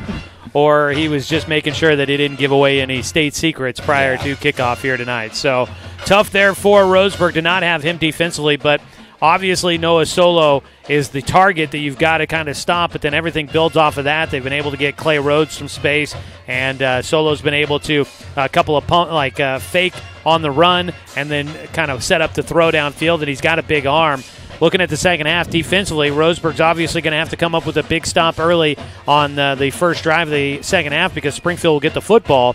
Looking at it defensively, anything you feel like halftime adjustments coming out for Roseburg? You got to have a good spy on Solo. I mean, he's just been able to break, contain, and run it himself quite a bit, whether it be to the outside, whether it be up the middle, and I think that's where you're missing Tyler Reitman. He's just been all over the field throughout every single game this season. It just feels like he's flying towards the ball on every single play, and that's a big loss for this team. I mean, he might be the leading tackler for the squad. I think he was the leading tackler last year for the Indians, and so missing a big piece in the middle in Tyler Reitman, you're going to look to try to find out who's up there. And Reitman is leading the team in tackles by quite a significant margin. 55.5 tackles entering this game. The next closest player, Byron Irving, he had 38 tackles entering this game. So that is a big loss out there, losing Tyler Reitman. And, you're going to look to try to find somebody out there to try to fill those shoes. Maybe that's Luke Robbins. We've seen him at linebacker, and maybe he's going to have to be the guy to step up in the middle to try to be that spy. But it is a huge loss, losing Reitman. But again, it is just all about containing Noah Sowell. I think that, in this position, you got to be content containing the quarterback and letting him throw the ball. It feels like the pass defense has been able to rally, get to the ball carrier, try to bring them down short of the line to gain, and so you need to rush the quarterback and contain him in the pocket. We'll definitely see how things go. It is Springfield. They have turned the ball over 12 times this season. I'd say looking to try and force a turnover would be big for Roseburg here in the second half if they can get that. And look, we've said everything about Springfield that they've looked good in this first half of football. They do average 280 yards of offense, so it's not like they have been a team that hasn't been able to move the football. They just haven't really been able to hold teams in check enough to be able to keep the scoreboard in their favor. They give up a lot of points, and so their defense has really been playing well in the first half, holding Roseburg in check, just 14 points in the first half. Both teams with the 14-14 score. We'll see how things play out second half action coming up. We'll go ahead and take our final timeout here of the Quality Fence halftime report. When we come back, we'll take a look at scores. We're digging around, looking to dig up anything we can that is of note for you here tonight, so don't go anywhere. We'll check our BTB Moving Out-of-Town scoreboard update when we come back on 541radio.com and on The Score, 92.3 FM and 1490 AM. My wife and I moved to Oregon to raise a family, set our roots, and to have a lot of fun outdoors. We quickly realized that we needed a truck or a rig for the projects that we were doing in our backyard. When we were looking to find a place to finance our truck, we asked our patients, and everyone recommended Cascade Community Credit Union. It was so easy to work with Cascade. Everything was done via email, phone, and we didn't even need to go in. I can't wait to finish up the projects in the backyard, go on more adventures in our truck with our boys, and I look forward to working with Cascade again in the future.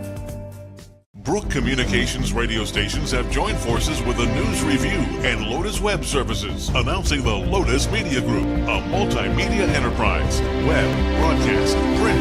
Make it happen with Lotus Media Group, LLC.com.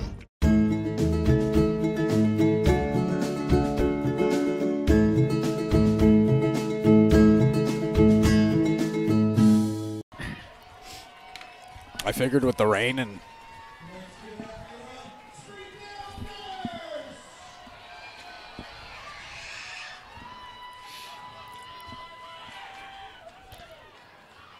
back here at halftime from Silky Field. Tonight's game brought to you by Cascade Community Credit Union, belong to Douglas County. By Centennial Orthopedics, sports injuries and more. It's your move. Visit CentennialOrthopodiatry.com. Brick's Grill and Chill, another proud sponsor of Roseburg football here on The Score. Order online for breakfast, lunch, or dinner. Visit bricksgrillroseburg.com. Well, as we get ready for the second half of our ball game, taking a look at our BTB Moving out-of-town scoreboard update. If you have a move that's going to be taking you out of town, check in with BTB Moving. They provide labor services for your moving needs. They're veteran-owned, affordable, dependable, efficient, and careful. They've got senior and veteran discounts available, so book now at 541-315-0122 or find them on Facebook at BTB Moving. Up at Sutherland High School, they've got the Bulldogs hosting the South Umpqua Lancers. The winner of that matchup moves on as the number 2 team out of their league to the playoffs. The loser is going to wait to see where the rankings have everybody, and then we should know. There's a good chance that both those teams get in no matter what the outcome is here tonight, but we will definitely be waiting to find out how all things play out after that one goes final. But that game at halftime, 7-7. Good one there between the Lancers and the Bulldogs as they have been real tight in that one. It was 0-0 after first quarter, 7-7 at halftime. You've also got Douglas hosting Brookings Harbor tonight, but no score to report on that one just yet. Oakland at Reedsport. It was a little bit of a slow start. I think Reedsport actually took an early lead, but Oakland is now pulled away at halftime. It is 36-8 at the halftime break. Yeah, it was 8-6 Reedsport early in that one, and then ever since then, it has been all Oakland. So the Okers leading. Glide hosting Culver tonight. You've got Camas Valley hosting Yoncalla. Elkton at Siletz Valley tonight as well. Coming up tomorrow, number 2 North Douglas hosts Glendale. Riddle welcomes in Mohawk, and Days Creek travels to Alsea. We don't have that Elkton game was earlier this afternoon, but don't have a final score yet to report on that one for you. From our league, the Midwestern League, Crater was up on South Eugene 10-0 at our last report, and Willamette starting the second quarter with a 15-0 lead over Thurston. At the half now, it is Willamette 23, Thurston 0. Wow. Yeah, the Wolverines of that top 10 battle in 5A football. I mean, we kind of expected that. I mean, Willamette looked dominant this year. This seems like this has been a little bit of a down year for Thurston compared to their standards. Remember, they had that long streak without losing a league game, lost a league game earlier this year to Churchill, and now 23-0 against Willamette. Willamette looked legit when we saw them come to town. From the NBA tonight, the Portland Trailblazers are hosting the Oklahoma City Thunder. The Thunder are undefeated on the year at 4-0. Right now at halftime, they're tied at 68 all in that matchup. And that is a look at your BTB Moving out-of-town scoreboard update. How about college football? You got scores on college football going on here tonight? Yeah, I can pull that up real quick. Boise State, last I saw, was up 49-17. And that is now 56-17. So Boise State scoring another touchdown. No Ashton Genty touchdown this time. But just to give you an update on Ashton Genty, after a slow start, 31 yards on just 15 carries. Well, now he's up to 149 yards on 31 carries, 2 touchdowns. Just continues to have a dominant season. He's now over 1,500 yards on the season with 20 touchdowns on the ground. A dynamic running back from Florida. Madsen, their quarterback, Maddox Magson, 24 of 32, 307 yards, 4 touchdowns. And this is good for the Ducks, right? You know, you need Boise State to continue to win and to dominate. And going out there and dominating 56-17 at home against San Diego State's huge. And looking at the rest of the schedule for Boise State, they got Nevada, San Jose State, Wyoming, all of those teams. Not necessarily the strongest opponents, plus Oregon State at the very end of the year. So it looks like Boise State is in prime position to potentially be in the college football playoff. You also got Georgia State, who lost to UConn earlier. The Huskies picking up a victory. They're now 6-3, going to a bowl game. Connecticut 34-27, the final in that one. South Florida currently up 44-21 with 6:20 to go in the fourth quarter. Before we get the second half underway, want to say thanks to our sponsor, Evergreen Family Medicine. You can expect the unexpected at Evergreen Family Medicine, serving Roseburg, Myrtle Creek, and Sutherland. Evergreen offers more than traditional primary care. You can always expect more from Evergreen. And say thanks to our starting lineup sponsor, Southern Septic Service. From residential to commercial, Southern Septic Service has your behind covered when it comes to septic tank pumping and inspections, portable toilet rentals, and grease trap cleaning. Southern Septic Service, woman and veteran owned, a proud supporter of our local sports teams. Thanks, everybody, for tuning in and joining us for this broadcast of Roseburg football here on The Score, whether you're listening on the radio, maybe you're tuning in, listening on the 541 radio app, or you're found our broadcast on our YouTube channel, 1490 The Score on YouTube. And our live video simulcast of tonight's broadcast is presented by the Cow Creek Tribe. We appreciate their sponsorship once again this season. And as we start wrapping up the high school football season, do want to remind everybody that we will have basketball season coming up, Roseburg basketball. We'll have that. We'll have more details on what's coming up for Roseburg basketball as we start getting closer to that winter sports season. Can't believe it's already here. I know. It is starting to feel like winter. It is definitely cooled down. You got the temperature right now? I can pull it up. 52 degrees, 50 degrees. Oh, that's actually about where we were when we started the game. I would have assumed maybe a little bit chillier.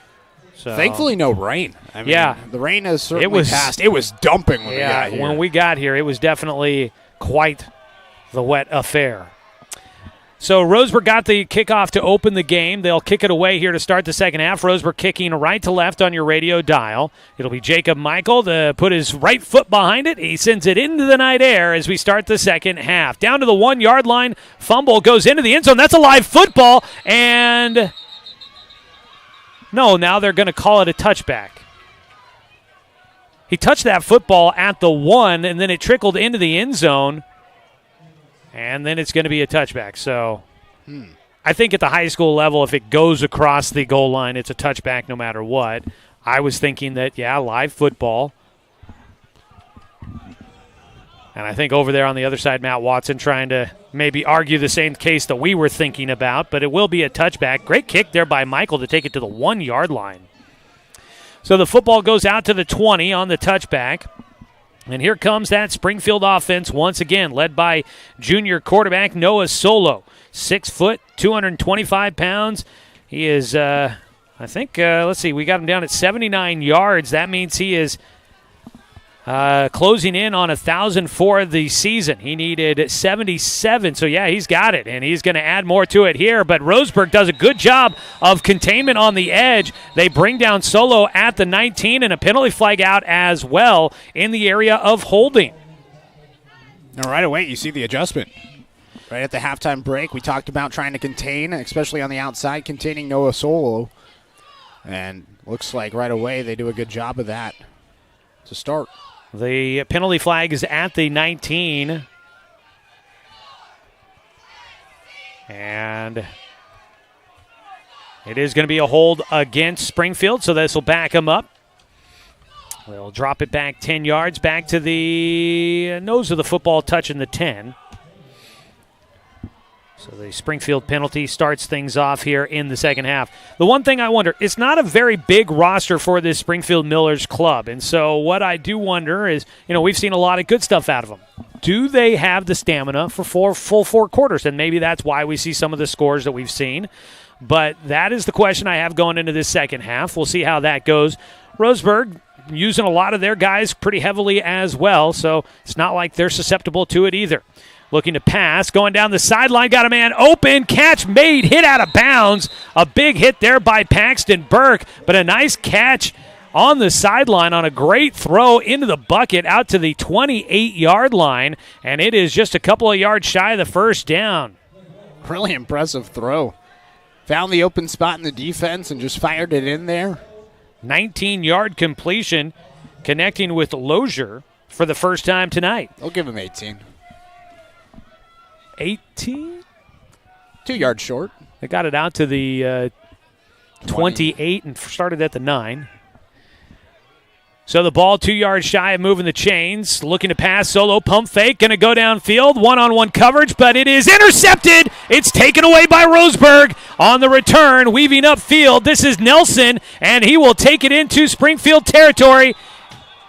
And Roseburg might have given it back.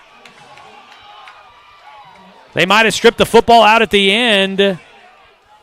It is Springfield that has the football. I haven't seen a signal from the officials.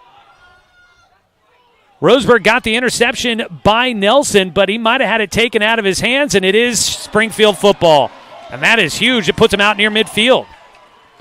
I mean, that's brutal. You get the first turnover of the game, maybe some positive momentum. We talked about starting the second half strong with a defensive stop, and you had it right there, and you give it right back, and you can hear the frustration in the booth next to us where the coaches are. You could hear the slamming. A little bit upset with that one. After you get the turnover and now give it right back, a new fresh set of downs for the Millers. And they have it at their own 48 after what would have been the first, as you said, turnover of the night. But then a fumble gives it right back, and the Roseburg defense will have to stay on the field. First down and 10. It's Solo running up the middle. Goes over the left side, finds a seam. He is going to break free into Roseburg territory. And, man, is he just so hard to bring down. It didn't seem like there was much room there, but he just continues to slide his way upfield. He's quick. He just accelerates up the middle. And, I mean, he does a good job reading his tackles and blockers, and he's just able to find a way to move up the field and accelerate quickly to burst through for a positive yardage. 17 yards on the carry for Solo. He's up to 96 yards on the ground here tonight. First down and 10 from the 35. They will move Rhodes to the left side, give him the handoff. No keeper for Solo. Goes over the left side on the option. It is Luke Robbins that'll bring him down. Robbins comes up to make the stop at the 31, a pickup of 4. And there's Robbins like I was talking about. Player down for Springfield or Roseburg. The Springfield player's taking a knee. But it is Noah Solo that is down on the far side, and that could be big. They are waving for the Springfield trainers, but nobody's heading across the field here. It'll be Frank Geske who's going to walk his way to the other sideline. And Solo down on the field all on his own. There's not a single person down there with him. I mean, you'd think that somebody would be rushing over there. He's the quarterback. Second down after that carry. We're going to go ahead and take a quick timeout here for the injury. Back after a 30-second break on 541radio.com and on the Score, 92.3 FM and 1490 AM.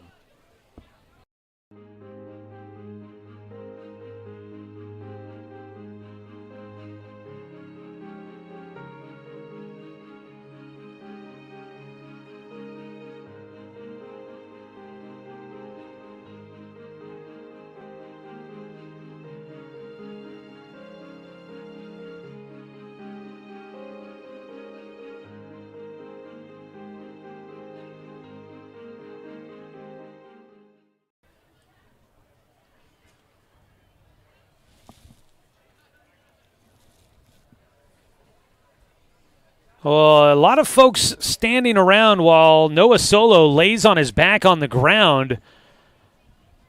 Feels like a very odd situation here. You've got a player down. It doesn't seem to be much urgency on either side to do something for him. I wonder if they just know that they need something more to help him get up and move in here. I don't know if Springfield just doesn't have a trainer. They got a trainer's kind of tent down here with a trainer's table in it. I'm not sure. Roseburg's trainer, Lindsay, was here, but I don't see her on the far sideline, so she might be off attending to something else right now, and they might have had somebody running to the locker room to get her. Here comes a cart out now, and this is just not good here for Noah Solo. He has not gotten up. They are bringing out a cart, and his night might be done, which will that could change the entire tenor of this game. That is secondary. You obviously hope this young man's all right. We're going to go ahead and get in another 30-second timeout here. We'll be back in just a moment. Roseburg and Springfield tied at 14. Second half action here. Third quarter with 10:21 to go on 541radio.com and on the Score. 92.3 FM and 1490 AM. At Douglas County Farmers Co-op, we want your four-legged friends to be healthy and happy. That's why we stock a carefully curated selection of pet, equine, and livestock supplies. From the premium foods your pets crave to grooming and show supplies that help you shine in the show ring, you'll find it at Douglas County Farmers Co-op. Our knowledgeable staff are here to help with those tough pet and livestock care questions. Stop by or shop at DouglasCountyFarmersCoop.com.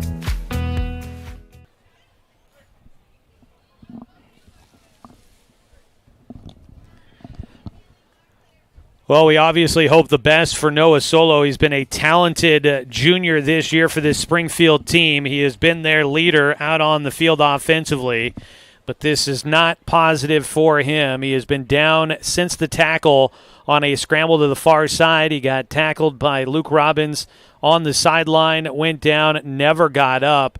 He's been laying on his back, and we finally have a cart out there to go out there and kind of take a look at him. I think they finally got the Springfield trainer out there to take a look at him, and to me it looks like they're probably prepping him to get a ride off the field on the cart, and we'll see, but that obviously doesn't seem good. And there's Lindsay. She, like I said, she must have been off doing something else prior to, as the second half was going on, that she wasn't on the sideline. But Lindsay, the Roseburg trainer, does a great job. And we've been lucky to have some great trainers through the years here at Roseburg High School. Lindsay just the latest. And getting a round of applause on the far sideline is Noah Solo, who is up on his feet. And he's actually up walking around, which is quite surprising that he is up putting weight on both of his feet.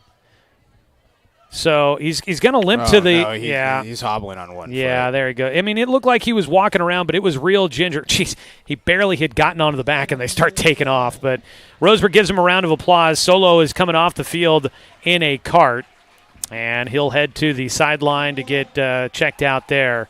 Not great. I think it was his right ankle, but he gets a round of applause from his own teammates, and now they're going to go to the trainer's tent on the Springfield sideline. So we'll see how this goes, but that is a huge loss. It means we're going to see a different quarterback coming out for Springfield.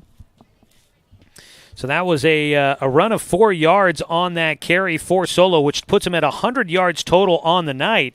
But now he's walking to the trainer's tent under his own power, but he is limping significantly. So obviously he's a bit hobbled here, and it's going to be real interesting to see if maybe just a tape job can stabilize his ankle enough to get him back out there. We'll have to wait and see, but we got a new quarterback coming in. Who do we got? Tyler Rasmussen is going to be coming out there, a sophomore for the Springfield squad. We saw him a little bit in pregame as well as on the sideline warming up. Well, he'll give it to Rhodes, who's going to try to carry the load, and he'll do a good job of it. Springs free down the far sideline, and he'll take it into the red zone. And it is going to be first down for Springfield as Clay Rhodes, the senior running back, says, all right, no more Noah Solo, no problem. I'll take it myself. He takes it down to the 15. He'll put up 16 on his fourth carry of the night. And Clay Rhodes, he has an offer at Lewis and Clark up in Portland, a D3 college. So you can see that D3 talent out there able to burst to the outside. Averages 30.9 yards per game. He's up to 72 tonight. He's came in with just 247 yards on the ground.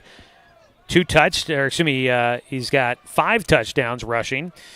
We'll see where they go here. The sophomore Rasmussen in the backfield. Low snap. Gives it to Rhodes. He bounces it out to the outside. Cuts upfield. And Roseburg just not able to bring down the ball carrier on first contact. It was that's Dane St. Clair. No, that was Byron Irvin that made first contact. Couldn't wrap him up. Down to the 4-yard line. That's a pickup of 11. Another first down on the carry by Rhodes. And he's up to 83 on the night. Just 5 carries, and he sets it up first down and goal from the 5. Nice cut upfield and another positive gain. And this is exactly what Springfield wants to do without their starting quarterback out there. They want to establish the run game, and they're doing it right here with Rhodes. They haven't missed a beat. Rhodes will set up to the right of Rasmussen, the backup quarterback. A bit of an awkward snap. Give it to Rhodes, and he won't escape the backfield. He'll lose a yard. Got tangled up by his ankle. It was Luke Robbins blitzing through to come up to help make the tackle for loss. There you go. Luke Robbins once again able to burst through the middle. This is what you need to do. You need to stack the box. This is a sophomore quarterback out there, a young guy, and let him beat you with his arm versus then beat Clay you on the Rhodes ground with his legs. They'll bring in Caden Vingy, who is just a freshman, listed at 5'10", 150 pounds. He'll run the play in and sets up to the Right side, spread out wide. 2 targets either side. Rhodes in the backfield. 2nd down and goal from the 6 for the Millers. Low snap, looking to pass. Looks right, back to his left, now scrambling out. Pressure coming. He's losing yardage. Ball comes out. Strip sack, and Roseburg looking to get it. There's a pile. Who ends up with it? That was Caden Luther in coverage in the backfield, stripping that ball out. There's a pile. There's a lot of scrambling for it, and Roseburg will not be able to come up with it, but they have dropped Springfield way back. Caden Luther with the strip sack, and then the loose ball collected at the 25 by Springfield. And that's what we were talking about. Let them beat them with your arm, and they do a good job in pass protection on the back end. Force Rasmussen to try to scramble a little bit, and another forced fumble this season for Caden Luther. And now it's 3rd down and a mile for this young sophomore out there. He loses 19 yards on the sack. Change quarterbacks now.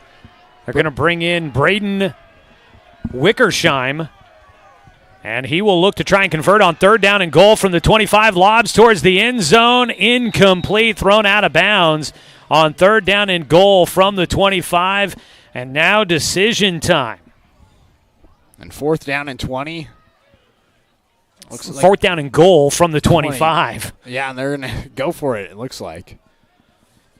The complexity of this game has completely changed with the loss of Noah Solo, who it looks like they're still attending to him in the trainer's booth. He's on the table, and they're talking with him there. They'll bring out Wickersheim once again. We saw him throwing in the pregame as well. And they must like his arm better than they like Rasmussen.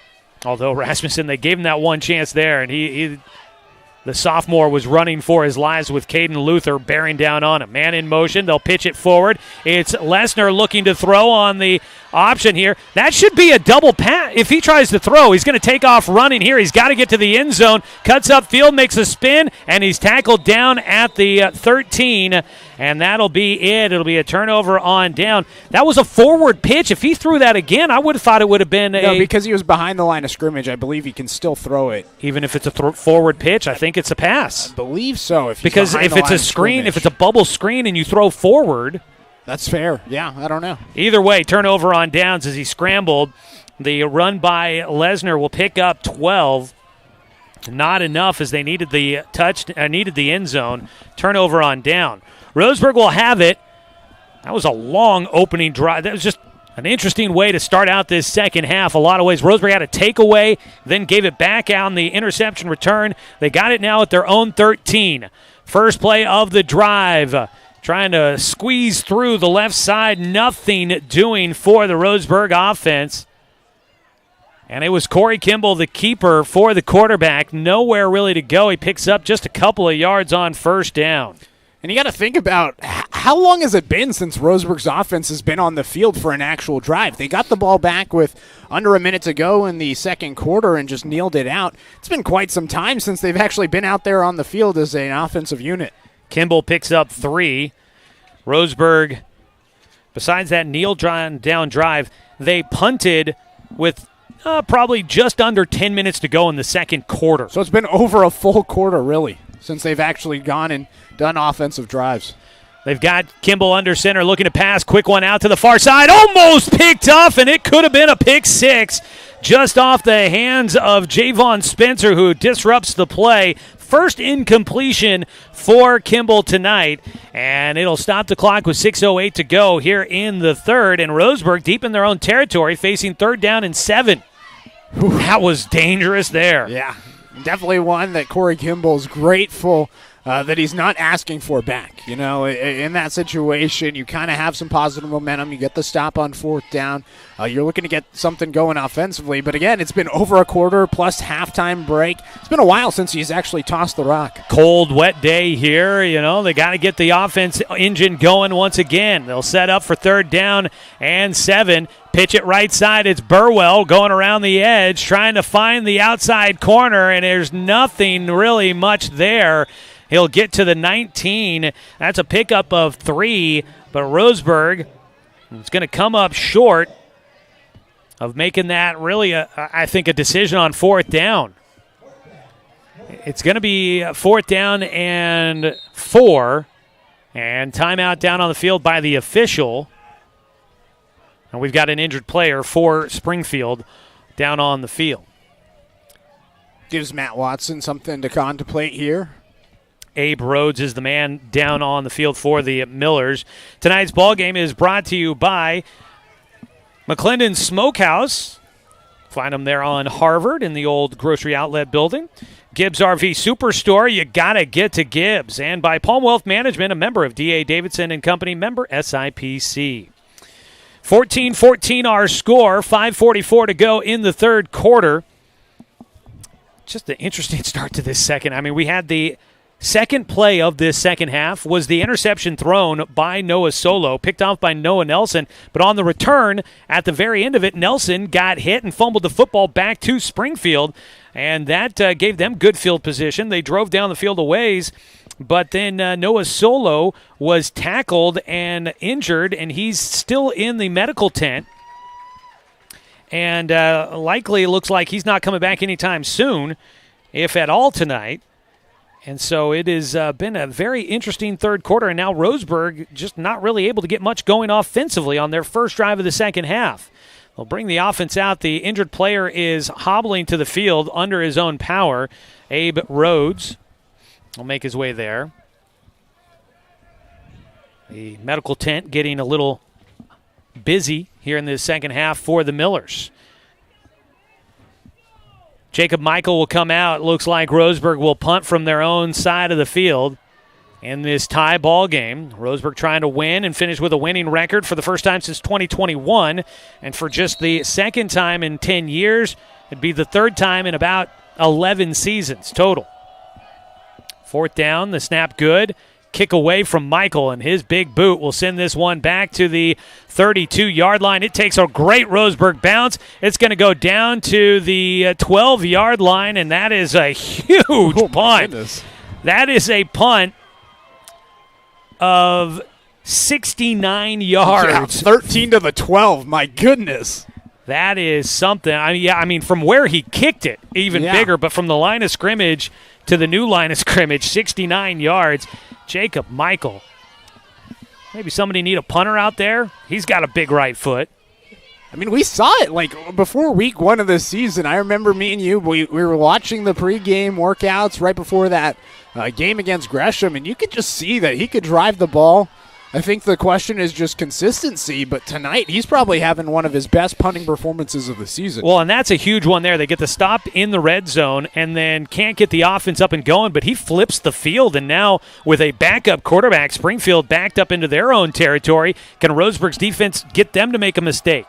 It is Wickersheim looking to pass. He's going to go on the out route. He finds a man trying to cut back upfield, unable to escape. And making the catch, Spencer is brought down quickly. Out in coverage, Spencer Bingham makes the stop at about the 17-yard line.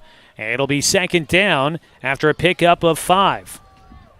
And Wickersheim, another sophomore. This is a very, very young Springfield team. Wickersheim, it seemed like he had a little bit more of an arm compared to Rasmussen, and they've kept him out there here in this drive. Wickersheim, 6 foot, 160 pounds. Will hand it off to Rhodes. He's going to try and find somewhere to move over the left side. Takes it to the 21, and it's 3rd down and short. Roseburg a chance with their defense. Can they jam things up and turn this one into a punt by Springfield? Rhodes takes it 4 yards.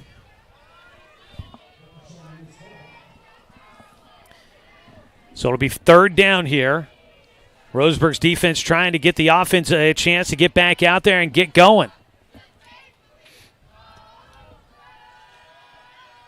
Oh, this is unfortunate. Looking to the far sideline, A.J. Baker on the bench over there with a sweatshirt on, no helmet, sitting by himself out there.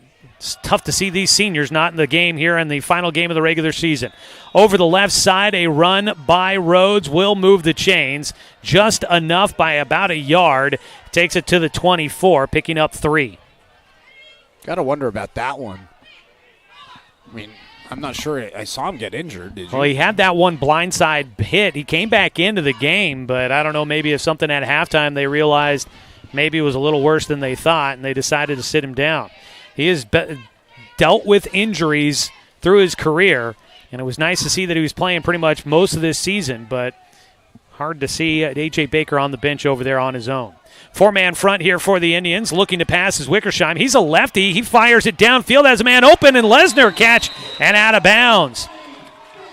And Lesnar, the lefty, fires it out to the 44, and this Springfield offense not slowing down with the backup out there. That's Wickersheim out there, the lefty, throwing it out to the near sideline. Was I saying the wrong name? Yeah. My apologies. Still, though, a really good route, though, by the wide receiver. And that's kind of where they've exploited Roseburg, is kind of that near sideline in between the safety and cornerback. Lesnar has been good. He makes a 20-yard catch there. 1st and 10 from the 44.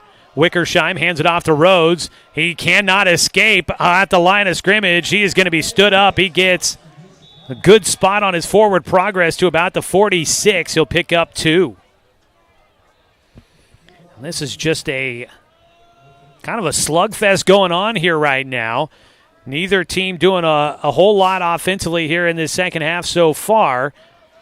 And we are tied at 14 still as the clock down to 3 minutes to go in the third quarter. The only thing that's really slowed things down here are injuries here in the second half. Yeah. I mean, really, that's been it. Springfield's offense, this is their second drive. Roseburg only had the one drive. They went 3 and out. I mean, the offense hasn't been out there a ton for this Roseburg team. No, they have been limited on their options. 2nd down and 8 for the Millers. Wickersheim in shotgun, gives it to Lesnar, trying to stretch it on the sweep. The spins out of 1 and will break up field. And he was trapped on the sweep around the far end, but made a spin move back to the middle of the field and was able to get positive yardage on what looked to be a play that was going to get trapped in the backfield. He gets across the 50 into Roseburg territory. Yeah, making something out of nothing right there. Really athletic play. Makes it 3rd and manageable, probably 2 down territory if you're Springfield. 6 yards on the carry for Lesnar. Wickersheim, empty backfield here, trips to the right side and twins to the left. 5 receiver set, looking to pass. He's going to go right in the middle. Did that ball get incomplete? I thought it came out. It didn't look like Spencer had control of it. Jumping on the football was one of the that was Rhodes, the running back, thinking that maybe it could have been a fumble. But now here you go. It is decision time. Is it 4th down territory? Are they going for it here? Now it looks like they are. You can hear from the far sideline somebody yelling on the Roseburg staff, watch the ball, got to be disciplined here. A false start, or a jump by the Roseburg defense would move the chains for Springfield. Clock stopped at 1:46 to go, third quarter, tied at 14 here at Silky Field. Great new facility. They got great new playing surface here. The new track and the artificial turf field all looking real nice, especially on this wet night here in November. Looking to pass. A pass out in the flats and incomplete. It's McLean Stedman in coverage right there on top of the back of Spencer.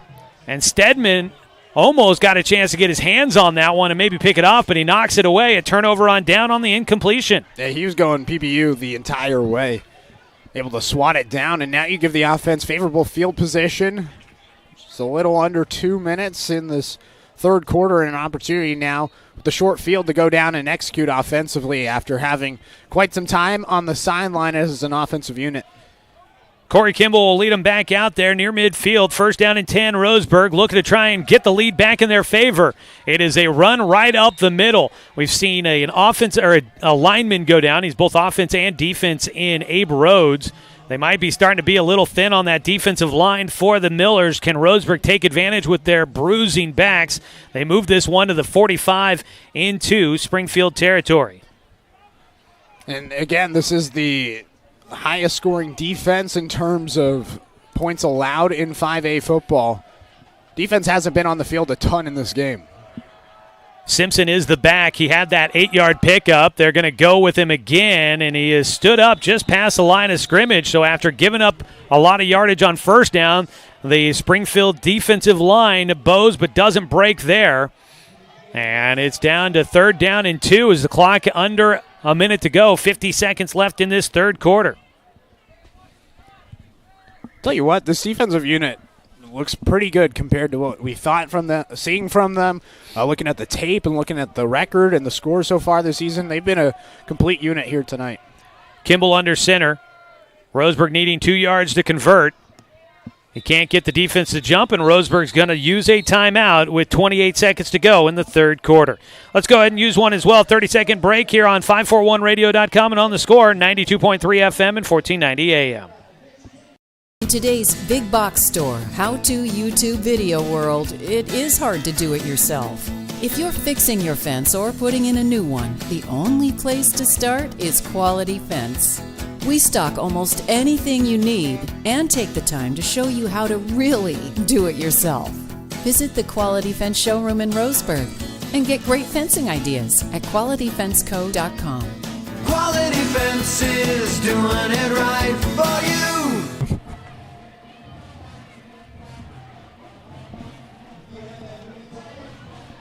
Roseburg football tonight here on the Score has been brought to you by B&S Automotive. B&S Automotive Services believes in the no BS approach. Say goodbye to the runaround and hello to the honest, reliable service from B&S Automotive Services. Roseburg with the timeout, facing 3rd down and 2. This might be 4-down territory for the Indians as well. Checking in at Sutherland High School, Sutherland Bulldogs leading 21-7 in the third quarter over the South Umpqua Lancers. Would be a huge win for the Bulldogs to finish out the regular season. 28 seconds to go in the third quarter. Kimball under center moves Burwell in motion. And who had it? I think it was Simpson that had it. He only gains 1. It looked like Kimball maybe should have kept that one. He gains 1. It's going to be 4th down and a yard. And that could be the final play. They don't have to take another snap. 7 seconds and counting. And a timeout called by somebody.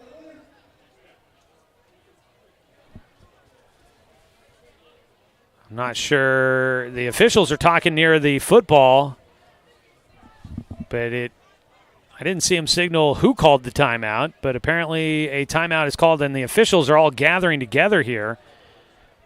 There was some pushing and shoving. It kind of looked like Roseburg was trying to tell the officials that something happened. I don't know if maybe – I'm not sure what, but here comes Abe Rhodes limping back. He's got his helmet. He's limping his way down the sideline, but looking like he might be trying to find somebody to tell him he can go back in. And then is that – no, that's not Solo there. I was looking for number 6 on the sideline. He might be the crutches here in the with the black shirt on and the crutches on the sideline, which is obviously that would mean that his night is done in the final game of the season for the Millers. Hopefully he heals up, and he'll definitely be one to watch next year. He'll be a senior, and he's going to be an electric guy to follow. We're not exactly sure if their officials are meeting here, and that's why we've got the timeout. It's 4th down and 1 currently for Roseburg with 6 seconds left to go in the third quarter. Tied at 14. The officials are all hovering over the football, and I'm not sure if we're waiting for a ruling from them or if this was just a timeout. Ball's in the middle of the field in Springfield territory. We've got Coach Watson going out there. They're going to bring out Coach Geske as well. So I don't know if maybe they are asking the head coaches to come out and just get an opportunity to try and get cool down maybe the squads. cooler heads to prevail here. Yeah, you could see the near side official. He went right to the Springfield players all huddled up and said, calm down. Like he was kind of pushing. Trying to keep them on the sideline while the coaches meet at midfield here. So 6 seconds to go. Roseburg football tonight here on the Score, brought to you by Abby's Legendary Pizza, a legendary pizza tradition, and by Tim's Appliance and Mattress. Fall into savings at the Harvard branch or visit the outlet store downtown for more great deals. And so waiting on play to resume here. Into the third quarter, 21-14 now. Sutherland on top of South Umpqua. Waiting for play to resume here from Springfield High School. This is a long delay. Yeah. I wonder if Coach Watson's a good poker player. I didn't get anything from him on that. Coach Geske kind of threw his hands up a couple of times as if he was like, didn't agree. We got a penalty flag that came out at the end of all of this. The heck? So after all of the conference, they throw a penalty flag, and it's going to help out Roseburg. Unsportsmanlike penalty called against Springfield. So I don't know. I'm not sure exactly what would have happened to get the penalty flag there, but apparently the officials, something happened enough to where they wanted to get the coaches out there to tell them about it and try to get the coaches to, I guess, maybe correct something. But a penalty flag, I guess maybe that's why Coach Watson didn't show any emotions, because it was going in his favor. 6 seconds to go in the third quarter. Not exactly sure what all transpired there, but it does help out Roseburg as Springfield will have a penalty. A personal foul will take the football down to the 28-yard line, and there is the end of the third quarter. Scoreless third quarter. We're tied at 14 with 1 quarter left to go on the regular season. Which team will come out on top in this one? We'll let you know as the fourth quarter gets started. Take a 1-minute break here on 541radio.com and on the Score, 92.3 FM and 1490 AM.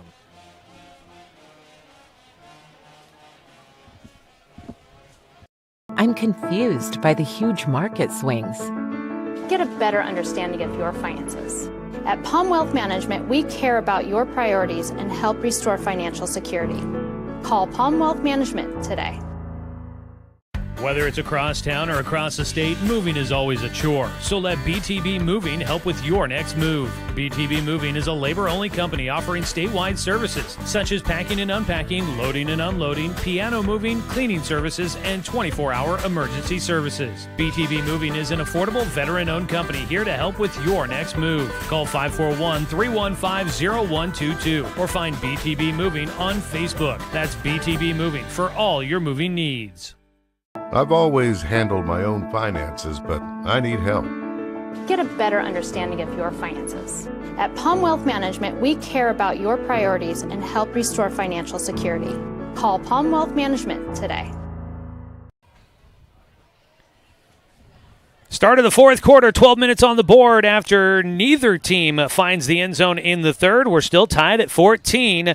Roseburg with the football and a fresh set of downs after that unsportsmanlike penalty against Springfield. The Roseburg will have it at the Miller's 28-yard line. And looking to pass is Kimball. Fires downfield, one-on-one, intended for Austin, and he turns back to get it. Comes up with the catch, had a defender right on him, and that was a spectacular play for Caden Austin. You got to go to your playmakers, and right there, Caden Austin, not necessarily your one-on-one jump ball guy, but he goes up and rises to the occasion to bring that one down inside the 10-yard line right at the 5 to set up first and goal. Comes down with it for 23 yards, and that'll put Roseburg at first and goal from the 5. The Indians' offense has not been on the field much tonight, and they capitalized on their first 2 drives to score, but they have not been able to find the end zone since. They're at the 5-yard line, knocking on the door. Simpson, the back, in motion goes Burwell, and whistles stop the play before it gets started. False start on the Indians. And Roseburg continues to hurt themselves in this one. Back them up 5 yards. Ball head back to the 10.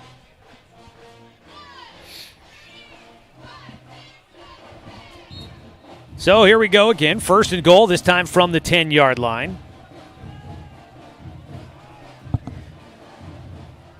On a crisp night here, start of November. Playoffs getting started next week for pretty much everybody, unless you get a first-round bye in some of the smaller classifications.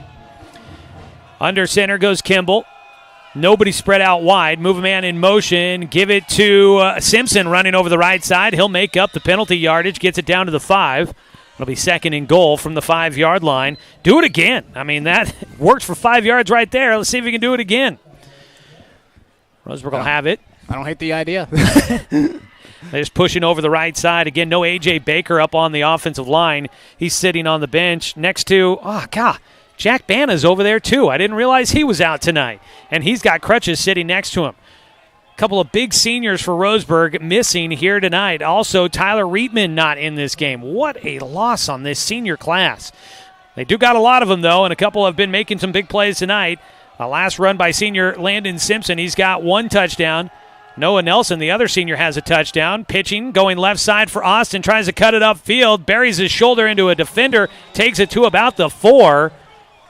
Actually, they put him right back at the line of scrimmage. No gain on the carry. And Austin unable to move the ball closer to the goal line. Roseburg now facing 3rd and goal with the ball just touching the 5-yard line. They might have actually said that he lost a couple inches on that drive. So now the Indians will look to try and make it either a touchdown here or make it 4th down from just outside the end zone. Kimball under center, trying to see if they can get the defense to jump. Kimball with Simpson behind him, moves a man in motion, gives it to Simpson, right side, gets upended at the 1-yard line, tumbles into the end zone, but they'll say he's down half a yard out of the end zone. Man, I mean, he got upended, flipped around, and he's just short. 4th down in inches for Roseburg. We have not seen really that quarterback keeper for Kimball. With Banta and Baker not out there, they don't have those big bodies that they relied on early, but they might go with it here. Springfield is over the center. Here goes Kimball over the right side and in. Touchdown, Roseburg. The Indians find pay dirt for the first time since the first quarter. And it's Corey Kimball who will score to get Roseburg the lead back on this one. That's just huge. I mean, you got the short field after the turnover on downs. You had some adversity. You got helped out with the penalty. But you're able to find the end zone for the first time since early in this game. Now the PAT for Jacob Michael, the senior kicker. The hold for McLean Stedman. Gets it down, kick away, and it is good. Roseburg regains the lead here tonight on top of Springfield. 21-14 our score with 8:44 to go in the ballgame. Back after this 30-second timeout on 541radio.com and on the score. 92.3 FM and 1490 AM. Move a muscle? Make a move to Centennial Orthopedics and Podiatry for muscle, joint, and bone care for the entire family. Whether for ankle or foot, hand and wrist, shoulder and elbow, hip and knee, or sports injuries, our specialty trained doctors can help you get moving. Get the safe, comfortable orthopedic care you deserve right here in Douglas County. It's your move. Call 541-229-2663 or visit centennialorthopodiatry.com today.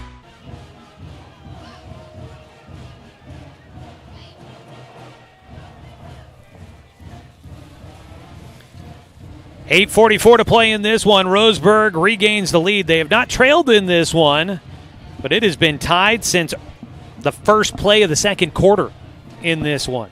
Finally, somebody breaks through. Corey Kimball on the 1-yard quarterback keeper on 4th and goal. His first rushing touchdown of the game, and Kimball now with 10 rushing touchdowns on the year. Kickoff away. Going to be kicked deep. Down to the 7-yard line. The return man is Spencer, and he's tripped up at the 20. It's Paxton Burke that comes up with the stop. Penalty flag came out at the end of the play. Might be in the area of holding against Springfield. And what a hit from Paxton Burke. Yeah, he was somebody that Frank Geske singled out in the pregame conversation. He's a guy that'll be fun to watch coming up for his senior year. He has been really dynamic in the back end of the defense for Roseburg.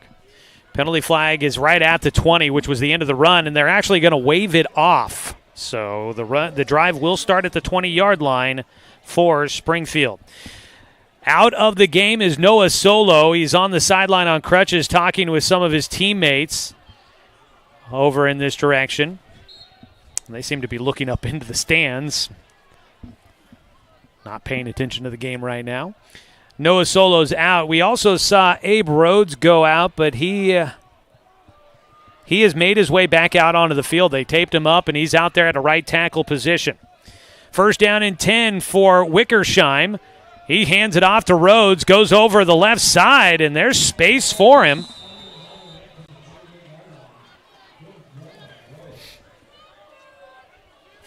And that'll be a good pickup on first down out to the 28-yard line, a pickup of 8 for Rhodes. And that's been where Springfield's been the most effective today, is rushing the football on the outside ends, outside the hashes. Second down and 2. Clock down to 8:08 to go in the ball game. They give it to Rhodes again on a bit of a delayed handoff, and he is not really able to get much. He slams right into a wall. I believe that was Brayson Parker and George Gibby kind of teaming up right there, and nowhere to go. Gains 1. Those are your guys that you have to lean on in this situation, them and Caden Luther, especially with the injuries to Bantna and Baker. You got Carson Tyler there in the middle, another as well, a senior. He's played a lot on the offensive line, and they've not necessarily used him on the defensive side, but he's getting a chance to plug up the middle there with Gibby. Linebackers Bingham, Burwell, Robbins. Out in coverage, you've got Nelson and Stedman, Irvin, and Burke, the secondary. Throw, hit hard, but able to hang on is Lesnar. Burke saw it coming, but he couldn't get there in time to knock it out, and he couldn't dislodge the ball on the hit. Lesnar hangs on and moves the chains. Really calm throw right there from Wickersheim. As Wickersheim is able to fire it over the middle on third down, fit it in a tight window. It's got a reliable receiver in Finn Lesnar, who now has 4 catches for 65 yards and a touchdown. Just the third completion for Wickersheim here tonight. He's got 36 yards total. He sets up in shotgun with Rhodes to his left. Clock down under 7 minutes to play. Looking to pass the lefty, launches it far side. It's picked off by Roseburg. It's Stedman with it this time. He's going to race to the far sideline. Might need one block and could maybe break it. He cuts back upfield, and he is taken down as he returns it into Springfield territory. The Indians in business after their second takeaway of the night. Massive interception right there for Roseburg's defense. Able to come up with a stop, and after the first interception and forced fumble, I should say, didn't go their way. They get the opportunity here on the interception. That's a big play by Stedman. Stedman picks off the pass and will return it all the way out to the Springfield 33-yard line. And Roseburg will have it with 6:38 to go, looking to see if they can put this one away. Kimball will go under center with Simpson behind him. Taking his time, goes into the crouch, turns, hands it to Simpson. Things open up for him on the left side. Able to get by the front line. He's still pushing the pile, and they finally whistle him dead as he goes to the 24, stood up there, and the pile just kind of stops. He gets it to make it 2nd and 1 after a pickup of 9. I mean, this is the opportunity now to really put the dagger in. You have an opportunity to drain some clock. Clock at 6:12 and ticking. It's not going to be a huge offensive night tonight for Roseburg. They can maybe pile on some yardage here late, but they've been able to find the end zone on their drives that have counted. And timeout taken by Springfield, facing 2nd and a yard for Roseburg. We'll go ahead and use a timeout here as well. 30-second break. Be back here on 541radio.com and on the Score, 92.3 FM and 1490 AM.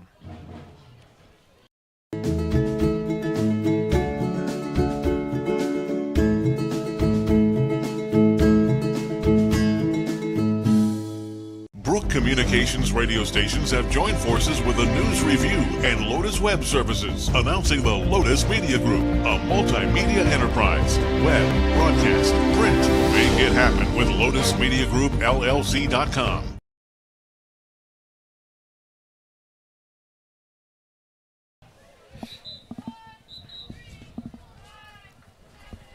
Roseburg football this season has been brought to you by Tim's Appliance and Mattress. Fall into savings at the Harvard branch or visit the outlet store downtown in Roseburg for more great deals. And we want to say thanks to Bowers Industrial, a proud supporter of our local community and youth sports. Stick around for the Bowers Industrial postgame interview with head coach Matt Watson as we wrap up things here tonight. That'll be coming up with Nat Uretsky down on the field in the postgame show. Second down and a yard for the Indians. They've got the football and a 7-point lead here in the fourth quarter. Kimball under center, turns, gives it to Simpson, or no, I think he kept it. And nowhere to go for Kimball. He's going to lose yardage back to the 26, so it'll be third down and 3 now. And this is just a really good stand defensively for Springfield. After calling the timeout, they get the stop here. Now forced a third down. Got to think 2 plays right here for the Tribe, though. 5.5 to go. They can continue to try and use up the game clock. They've got St. Clair spread to the left side. Simpson is the back behind. Give it to him, and he will submarine his way to the 25, but they say he touched down before he even got there. No gain, and it's fourth down. Now this is probably one of the plays of the game. Springfield an opportunity to get off the field defensively, get their offense back on the field with enough time to create a drive. Roseburg looking to get the first down here, drain some more clock, but with under 5 minutes, your offensive possessions are limited if you're the Millers right here, and so you're really banking on your defense in this situation to hold strong after Roseburg got off to a good start on first down, back-to-back plays right at the line of scrimmage. Roseburg trying to capitalize on the interception by McLean Stedman. Fourth down and a few yards. Going to be up the middle. It looks like it's moved the pile enough. Not sure where the ball carrier is in the middle of all of that, but I think he's got enough here. I mean, Matt Watson just gave a fist bump. This is going to be close. Yeah, it is right at the line to gain, and they signal first down on the carry by Simpson. Massive. Yeah. Down to the 23, just enough. He picks up 3 to convert on fourth down. And Roseburg will have a fresh set of downs, and the clock is down to 4:18 to go here in the fourth quarter. I mean, that's huge because now you can take the clock roughly around 3 to 2 minutes, depending on how many timeouts that Springfield elects to use. They've got 2 left by my count. And you could probably run this down to about under 3 minutes to go, probably around 2.5 if you were just using up time. Give it to Simpson again. Left side, things open up enough. He gets down to the 17 over the left end before he crashes his way into the defense. And Springfield brings him down. They're going to spot the football at the 17, a pickup of 6. And it is a heavy dose of Landon Simpson tonight. 14 carries, 55 yards. He's got the 1 touchdown. Didn't have a touchdown until last week. He put 3 in the end zone, has 1 tonight. He's got 4 on the year, puts him among the touchdown leaders on this Roseburg squad. Second down, 4 yards to go. Ball on the left hash mark. St. Clair spread out to the right side. Move a man in motion. It's Burwell. He's going to try to stretch to the edge. He's got 1 man to get around. He does. Gets to the 10, the 5. Tackled just short of the goal line. Out of bounds at the 3-yard line on the carry by Burwell. He got around the edge, and his speed takes him to first and goal. I mean, what a run from Burwell. I got to credit Springfield's defense. Not a lot of explosive plays today. They've done a good job limiting Roseburg's offense, but Burwell breaks through, maybe one of their biggest gains of the game. 14 yards on the carry. It's his longest run of the night. Puts him at 69 yards total this evening. They've had a 16 and a 23-yard pass completions. Those are the only plays that have gone further than that 14-yard carry by Burwell. Simpson, 3 yards behind Kimball. As Roseburg first and goal from the 3. Give it to Simpson. Left side, spinning across the goal line. Is he in? There it is. The signal is in. Touchdown, Roseburg. And the Indians will put this one in to stretch their lead out to 2 scores. I mean, they are celebrating on the sideline right now. They're fired up for this one. They wanted to finish with a winning record, and they had to win here tonight to do it. And that run by Simpson from 3 yards out will give the Indians a 27-14 lead. The PAT here for Michael gets the kick away, and it's good. Apologies there for those that are watching. I'm hitting all of the incorrect buttons. It is 28-14. Roseburg in front.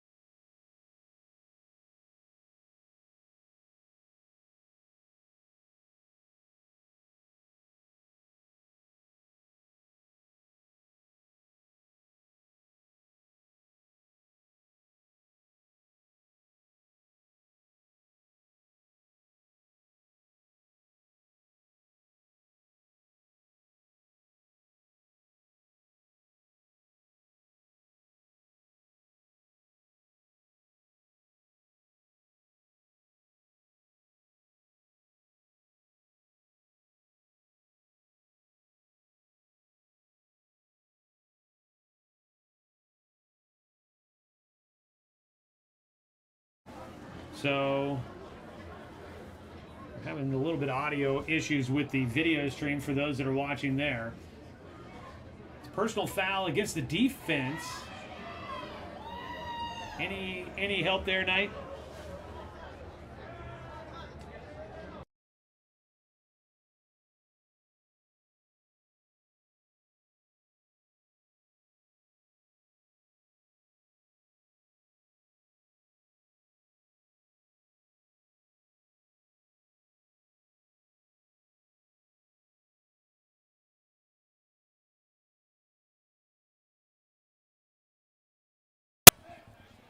There we go. I think we got the audio figured out for those that are listening. That's great. Great timing there as Knight's down on the field. We have to get some audio issues, but I think we've got things straightened out. So an interception thrown by Wickersheim, his second of the night. It was picked off by Burke. And now Roseburg will need to just wear off a minute 42, give it to Simpson. He's going to get the clock rolling as he runs over the left side. They had gotten backed up all the way to their own 7-yard line for Roseburg. It'll be a pickup out to the 11 on that carry by Simpson. So pickup of 4 there. 76 yards on the night for Landon Simpson. Roseburg with the football down at their own 11, just needing the clock to continue to run. They're down to a minute to go here in this ball game. And they can just start taking knees. Doesn't seem as if Springfield's going to use any of their timeouts. They're going to hand it to Simpson again, and the senior will get some yards over the right side. The clock down to 45 seconds to go. The football moving forward to the 13. A pickup of 2, and it's 3rd down.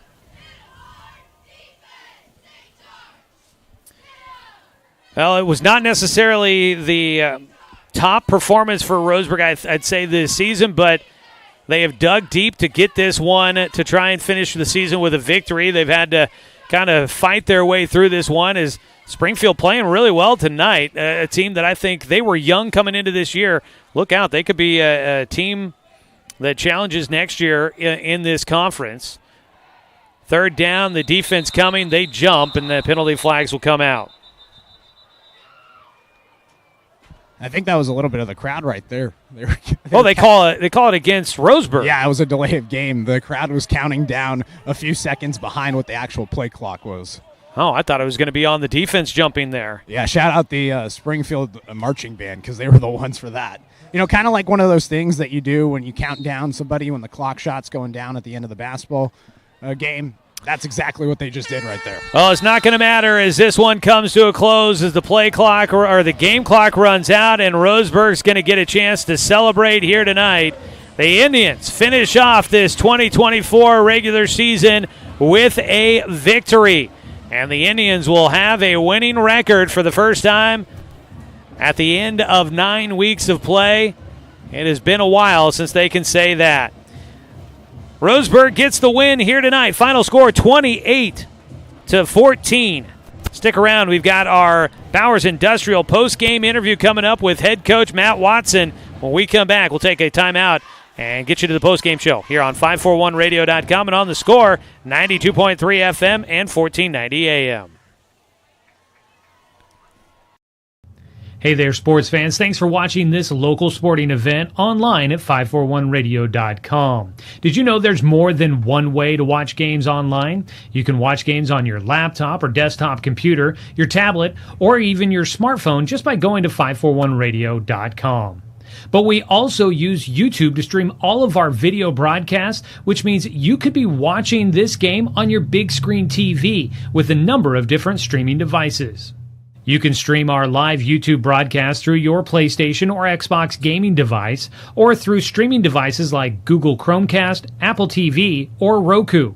There's plenty of ways to follow this live local sporting event. Plus, you can find past events archived on 1490 The Score's YouTube channel. Find us on YouTube and subscribe today to keep up with the latest in local sports coverage.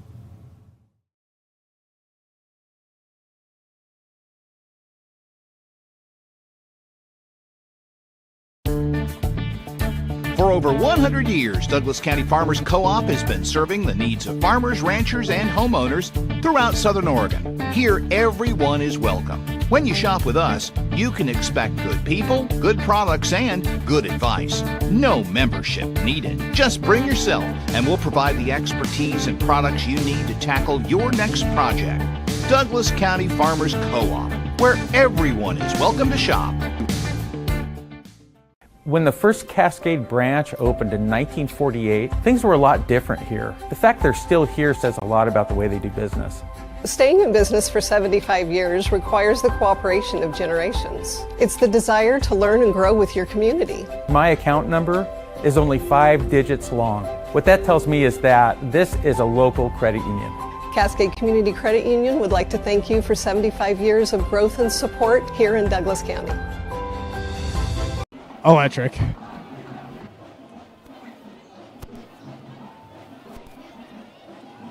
wife and I moved to Oregon to raise a family, set our roots, and to have a lot of fun outdoors. We quickly realized that we needed a truck or a rig for the projects that we were doing in our backyard. When we were looking to find a place to finance our truck, we asked our patients, and everyone recommended Cascade Community Credit Union. It was so easy to work with Cascade. Everything was done via email, phone, and we didn't even need to go in. I can't wait to finish up the projects in the backyard, go on more adventures in our truck with our boys, and I look forward to working with Cascade again in the future. Brook Communications radio stations have joined forces with the News Review and Lotus Web Services, announcing the Lotus Media Group, a multimedia enterprise. Web, broadcast, print. Make it happen with LotusMediaGroupLLC.com.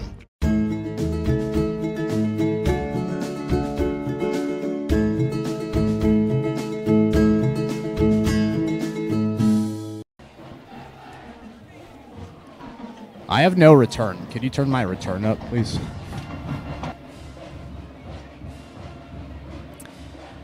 Back here at Silky Field, the final score 28-14. Roseburg with a win. The players celebrating near the goal line, near the end zone, down to our right, having a good time. Team extremely excited and happy that they get to finish with a winning record here in 2024. And we'll see where the program goes from here. That'll be one of the questions for Coach Matt Watson here in a moment when we get to our Bowers Industrial postgame interview. Knight down there waiting for Coach to be available for us here in the postgame show. We'll have a look at scores from other games of note going on around the Umpqua Basin here tonight. Some good ones there. But Roseburg with 2 touchdowns in the fourth quarter, able to come away with a win here tonight against Springfield. The Indians, we were not really aware of the fact that they were going to be quite so banged up here tonight, but they had a number of seniors injured tonight. No Jack Bana, no Tyler Reitman.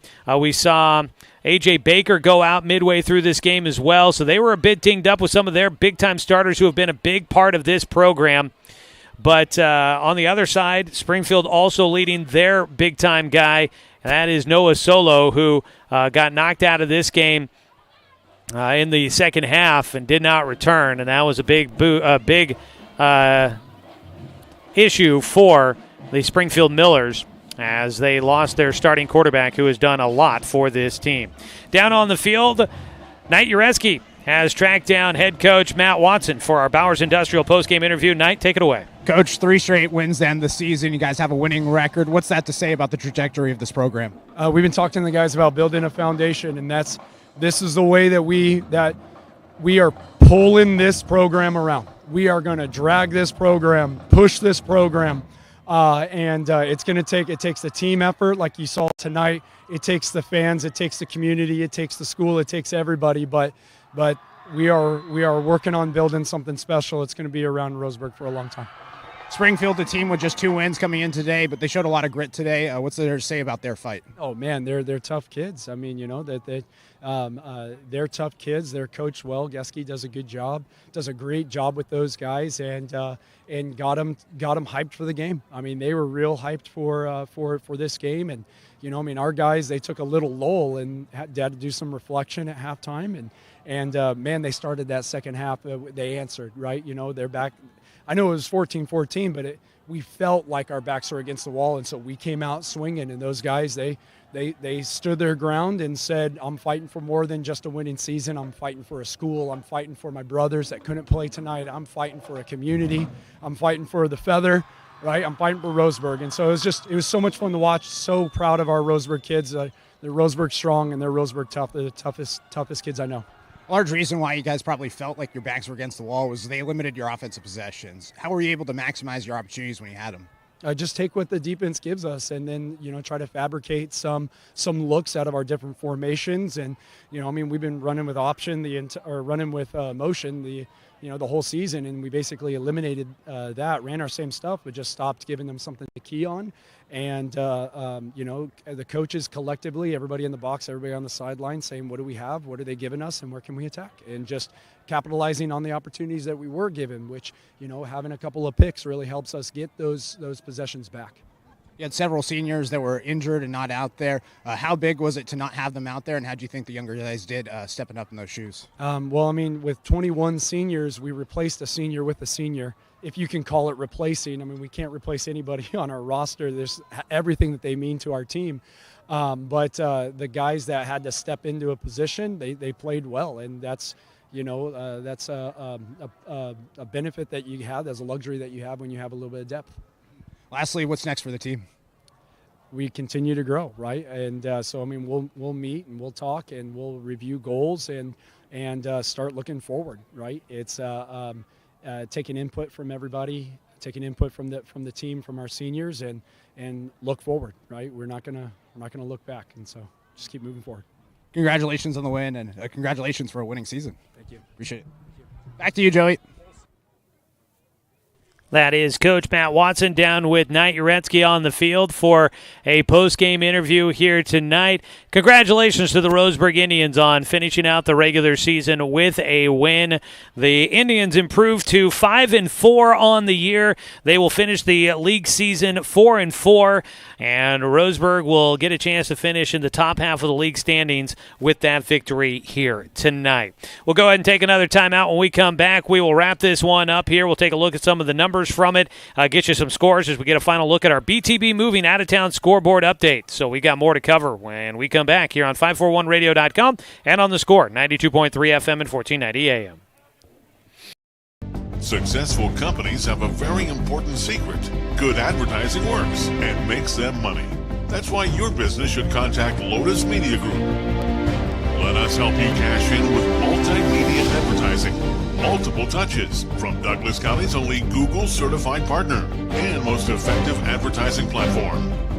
Web, broadcast, print. Make it happen. LotusMediaGroupLLC.com. Do I have enough money put away to retire? Plan for your future with confidence. At Palm Wealth Management, we'll help you see a clear path to financial peace of mind. Call Palm Wealth Management today.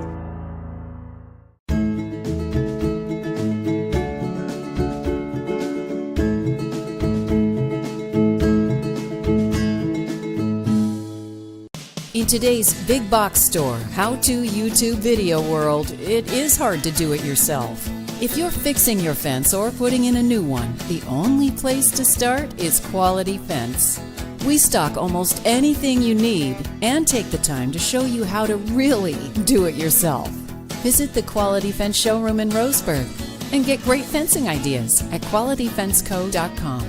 Quality Fences, doing it right for you. Looking for more local sports coverage? CBS Sports Radio 1490 The Score has you covered. Check out our homepage at 541radio.com for sports stories, scores, and podcasts. And follow us on social media. 1490 The Score is on Twitter, Facebook, and Instagram.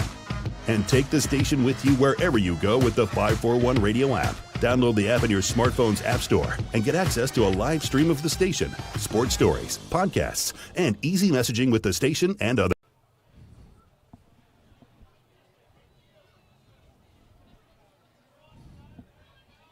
My wife and I moved to Oregon to raise a family, set our roots, and to have a lot of fun outdoors. We quickly realized that we needed a truck or a rig for the projects that we were doing in our backyard. When we were looking to find a place to finance our truck, we asked our patients, and everyone recommended Cascade Community Credit Union. It was so easy to work with Cascade. Everything was done via email, phone, and we didn't even need to go in. I can't wait to finish up the projects in the backyard, go on more adventures in our truck with our boys, and I look forward to working with Cascade again in the future. Brook Communications radio stations have joined forces with the News Review and Lotus Web Services, announcing the Lotus Media Group, a multimedia enterprise. Web, broadcast, print. Make it happen with LotusMediaGroupLLC.com.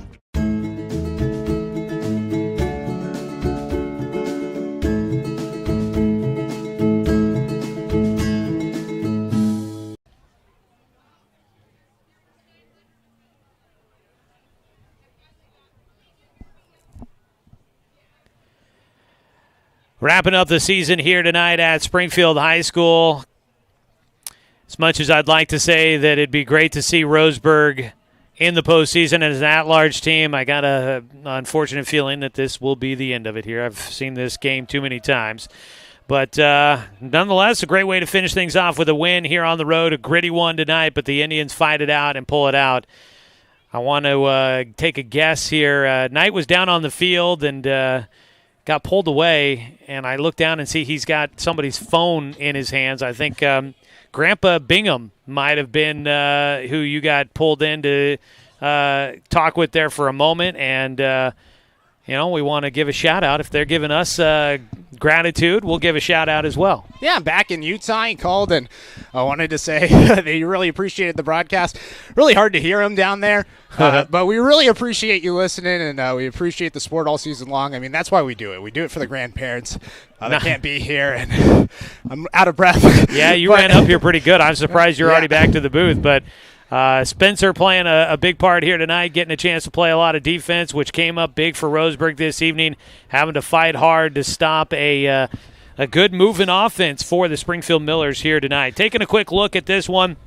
14-14 at the end of the first half. Roseburg led 7-0. Springfield got on the board. They missed the two-point try. Roseburg stretched it to 14-6.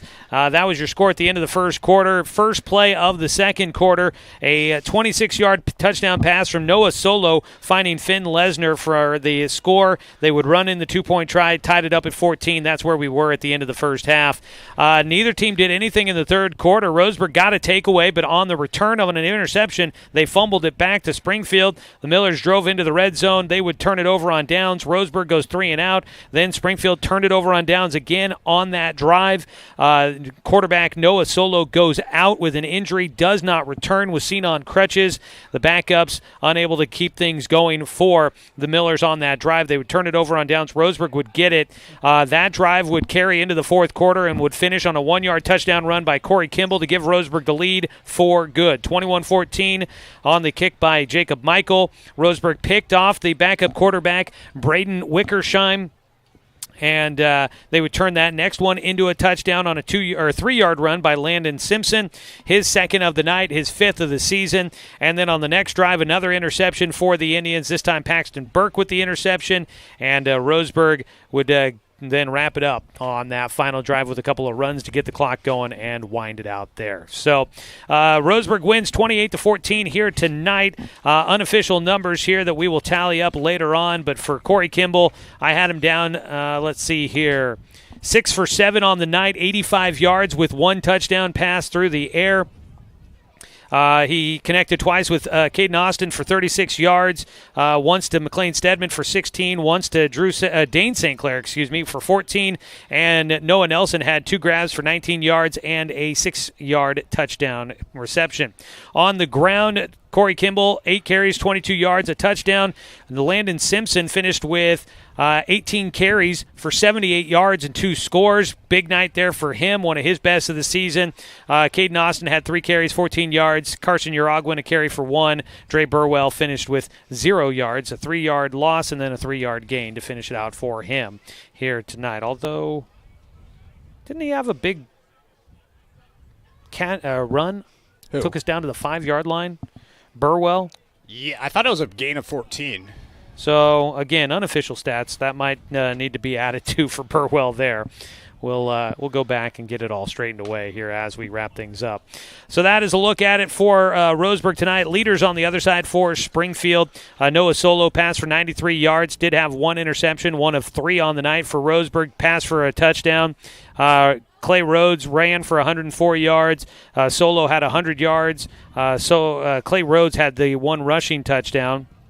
It was Finn Lesnar with a touchdown reception, finished 5 catches, 71 yards. Javon Spencer finished with 5 catches for 25 yards. Clay Rhodes had 1 catch for 26.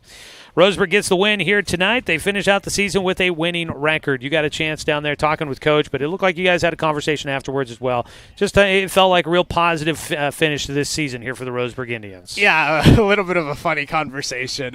Number one, he said that it's been a joke in the locker room. He thinks, or not him, but he was saying Luke Robbins thinks I have it out for him because of the North Eugene game, being like, hey, Corey could have maybe helped the Indians out on that drive. Absolutely not. I have a lot of love for Luke Robbins. Really looking forward to baseball season, seeing him out there. No. I do not have it out for him. But we had a little bit of a joyous conversation about that. And then we talked a little bit about his influence. You know, we've been joking about it all season long about the Texas Tech influence. Yes, he didn't go there to play football or coach football. He went there to hit the books, and he got a history degree. But we talked about that experience. He said he played a lot of Madden, a little bit of that. But he was saying that Paul Johnson is his real role model, the former coach at Georgia Tech. You think about the triple option back in the day. He took it from Navy into Georgia Tech and really had a lot of success there. And so that's someone that he looked to. He said he had a conversation a long time ago with the Camas Valley coach. Who was Eli Wolf? Probably him. Yeah. He couldn't think of the name. Okay. But he was saying that he told him, like, if you want to know what we're doing and we're trying to do offensively and how we're going to succeed, you got to look at the service academies and you got to look at Georgia Tech. And Johnson was the coach at the time and drew a lot of influence from that and starting to rub out.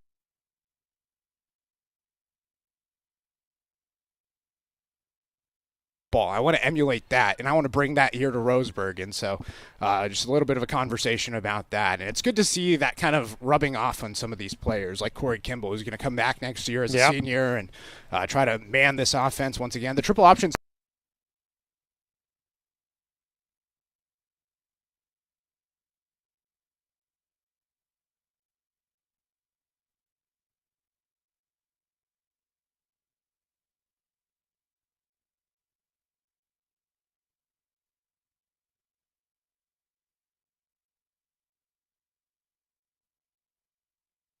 Looks like we might be experiencing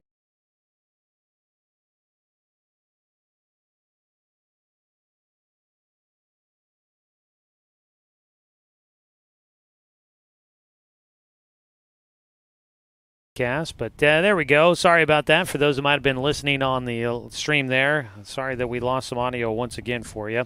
Not sure why that's happening, but of course, let's have some fun with the final game of the year. Want to say thanks to everybody here helping make this one possible. It's always been fun to do Roseburg football. It takes a lot of work, a lot of people to help make this all go, and of course, a lot of access to the program with Coach Watson there. Really appreciate how he has helped us be a part of this program and a part of this experience here in his first year. To the Springfield Millers, thanks for hosting us here tonight. Head coach Frank Geske and his team there. They finish out their season 2-7 overall, and young team, only graduating 8 seniors. They'll have a chance to be pretty dynamic coming up next year with behind Noah Solo, hopefully there. As for this Roseburg Indians team, they finished 5-4, 4-4 in league play, a winning record for the first time in a few seasons and just the second time in 10 years. That's a great feeling for this Roseburg team. Hopefully we can soon be back in the playoffs as well. They're going to be graduating 21 seniors, though, so there's going to be a lot of new names and faces to get used to coming up next year. Hopefully the offseason work will be paid off as we kick things off next fall for Roseburg football. But to the 21 seniors that spent a lot of time working hard to be successful on the field over the last 4 years, congratulations on a strong senior season. You're leaving the program in a good spot, and hopefully you will leave your mark on the team in the words that you say to those underclassmen that help lead them to try and strive and take it to even bigger heights coming up in the future. So to the 21 seniors on this Roseburg team, good luck in your future endeavors there.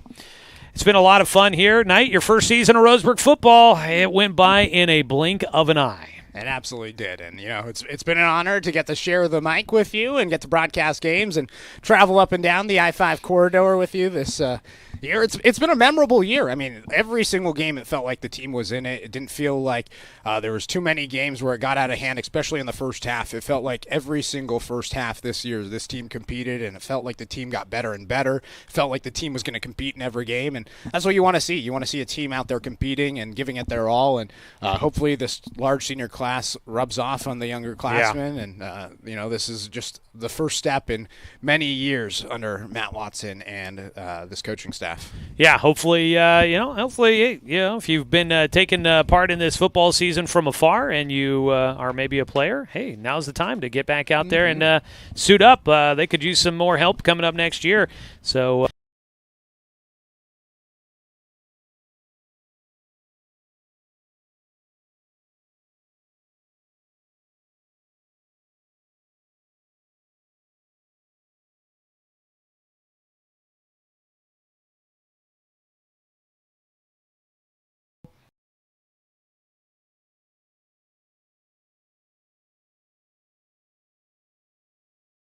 Sure why we keep losing our audio, so we're going to go with the onboard microphone. May not sound as good for those that are listening online, but here we are. I want to say thanks to Athletic Director Adam Blue, Head Coach Matt Watson, the entire Roseburg football program for allowing us to bring you another season of Roseburg football here on The Score. Want to say thank you to Knight Ureski for helping out with the broadcast throughout this season. It has been a lot of fun getting to know him and having a good time doing this here this year. I want to say thanks to all the other folks that have helped make things possible here in the booth. That includes my lovely wife, Angela, for helping out running video cameras at home games. I want to say thanks to Cooper, who has been a part of the broadcast when we've been here in Eugene, helping run the camera, and to everybody else that has been a part of it. Really thank you there. Back in the studio, big thanks to Brenton Cranford running the radio production here tonight, and to Grady Hamilton, who has been a part of the broadcast in there, and Braden Studebaker as well, that have run the radio broadcast back in the studio for us throughout this season. Congratulations and good luck to the 21 seniors of this Roseburg football team. Hopefully we'll see you in other sports coming up throughout the rest of this school year and in the future. I always love catching up with the former student athletes that get a chance to come back around. It's always fun to see them and find out what's going on with them. So don't be a stranger. And look forward to seeing what comes up in the future for Roseburg football. We are going to be keeping a tab on what's going on with Umpqua Valley football here, as the postseason will include some teams. Some final scores here. Sutherland gets a 28-14 win over South Umpqua. That should punch their ticket to the playoffs. You can continue to hear that one, Sutherland Bulldogs football on I-101 FM into the postseason. South Umpqua should hopefully be in as well. Oakland gets a 57-8 win on top of Reedsport. Also, Elkton getting their second win of the season, 45-13, as they beat Siletz Valley here tonight. In league play, Churchill wraps up an undefeated league season with a 56-7 win over Eagle Point here tonight. We'll be keeping an eye on what games are coming up for our local teams, and we might just jump on another broadcast for you here soon. So stay tuned at 541radio.com to find out what we might be broadcasting as the high school playoff season gets underway. And that's going to do it for us, folks, here from Silky Field in Springfield. We're going to wrap it up and start getting our way out of here tonight. So I want to say thanks to all of you fans for tuning in for tonight's broadcast, because, of course, without you, I'm just a guy sitting here talking to myself. I'm Joey Kieran. We'll catch up with you coming up on our next broadcast of high school sports here on The Score. Again, find the broadcast schedule at 541radio.com. Have a great night, everybody. Thanks for tuning in for Roseburg football on 541radio.com and on The Score, 92.3 FM and 1490 AM.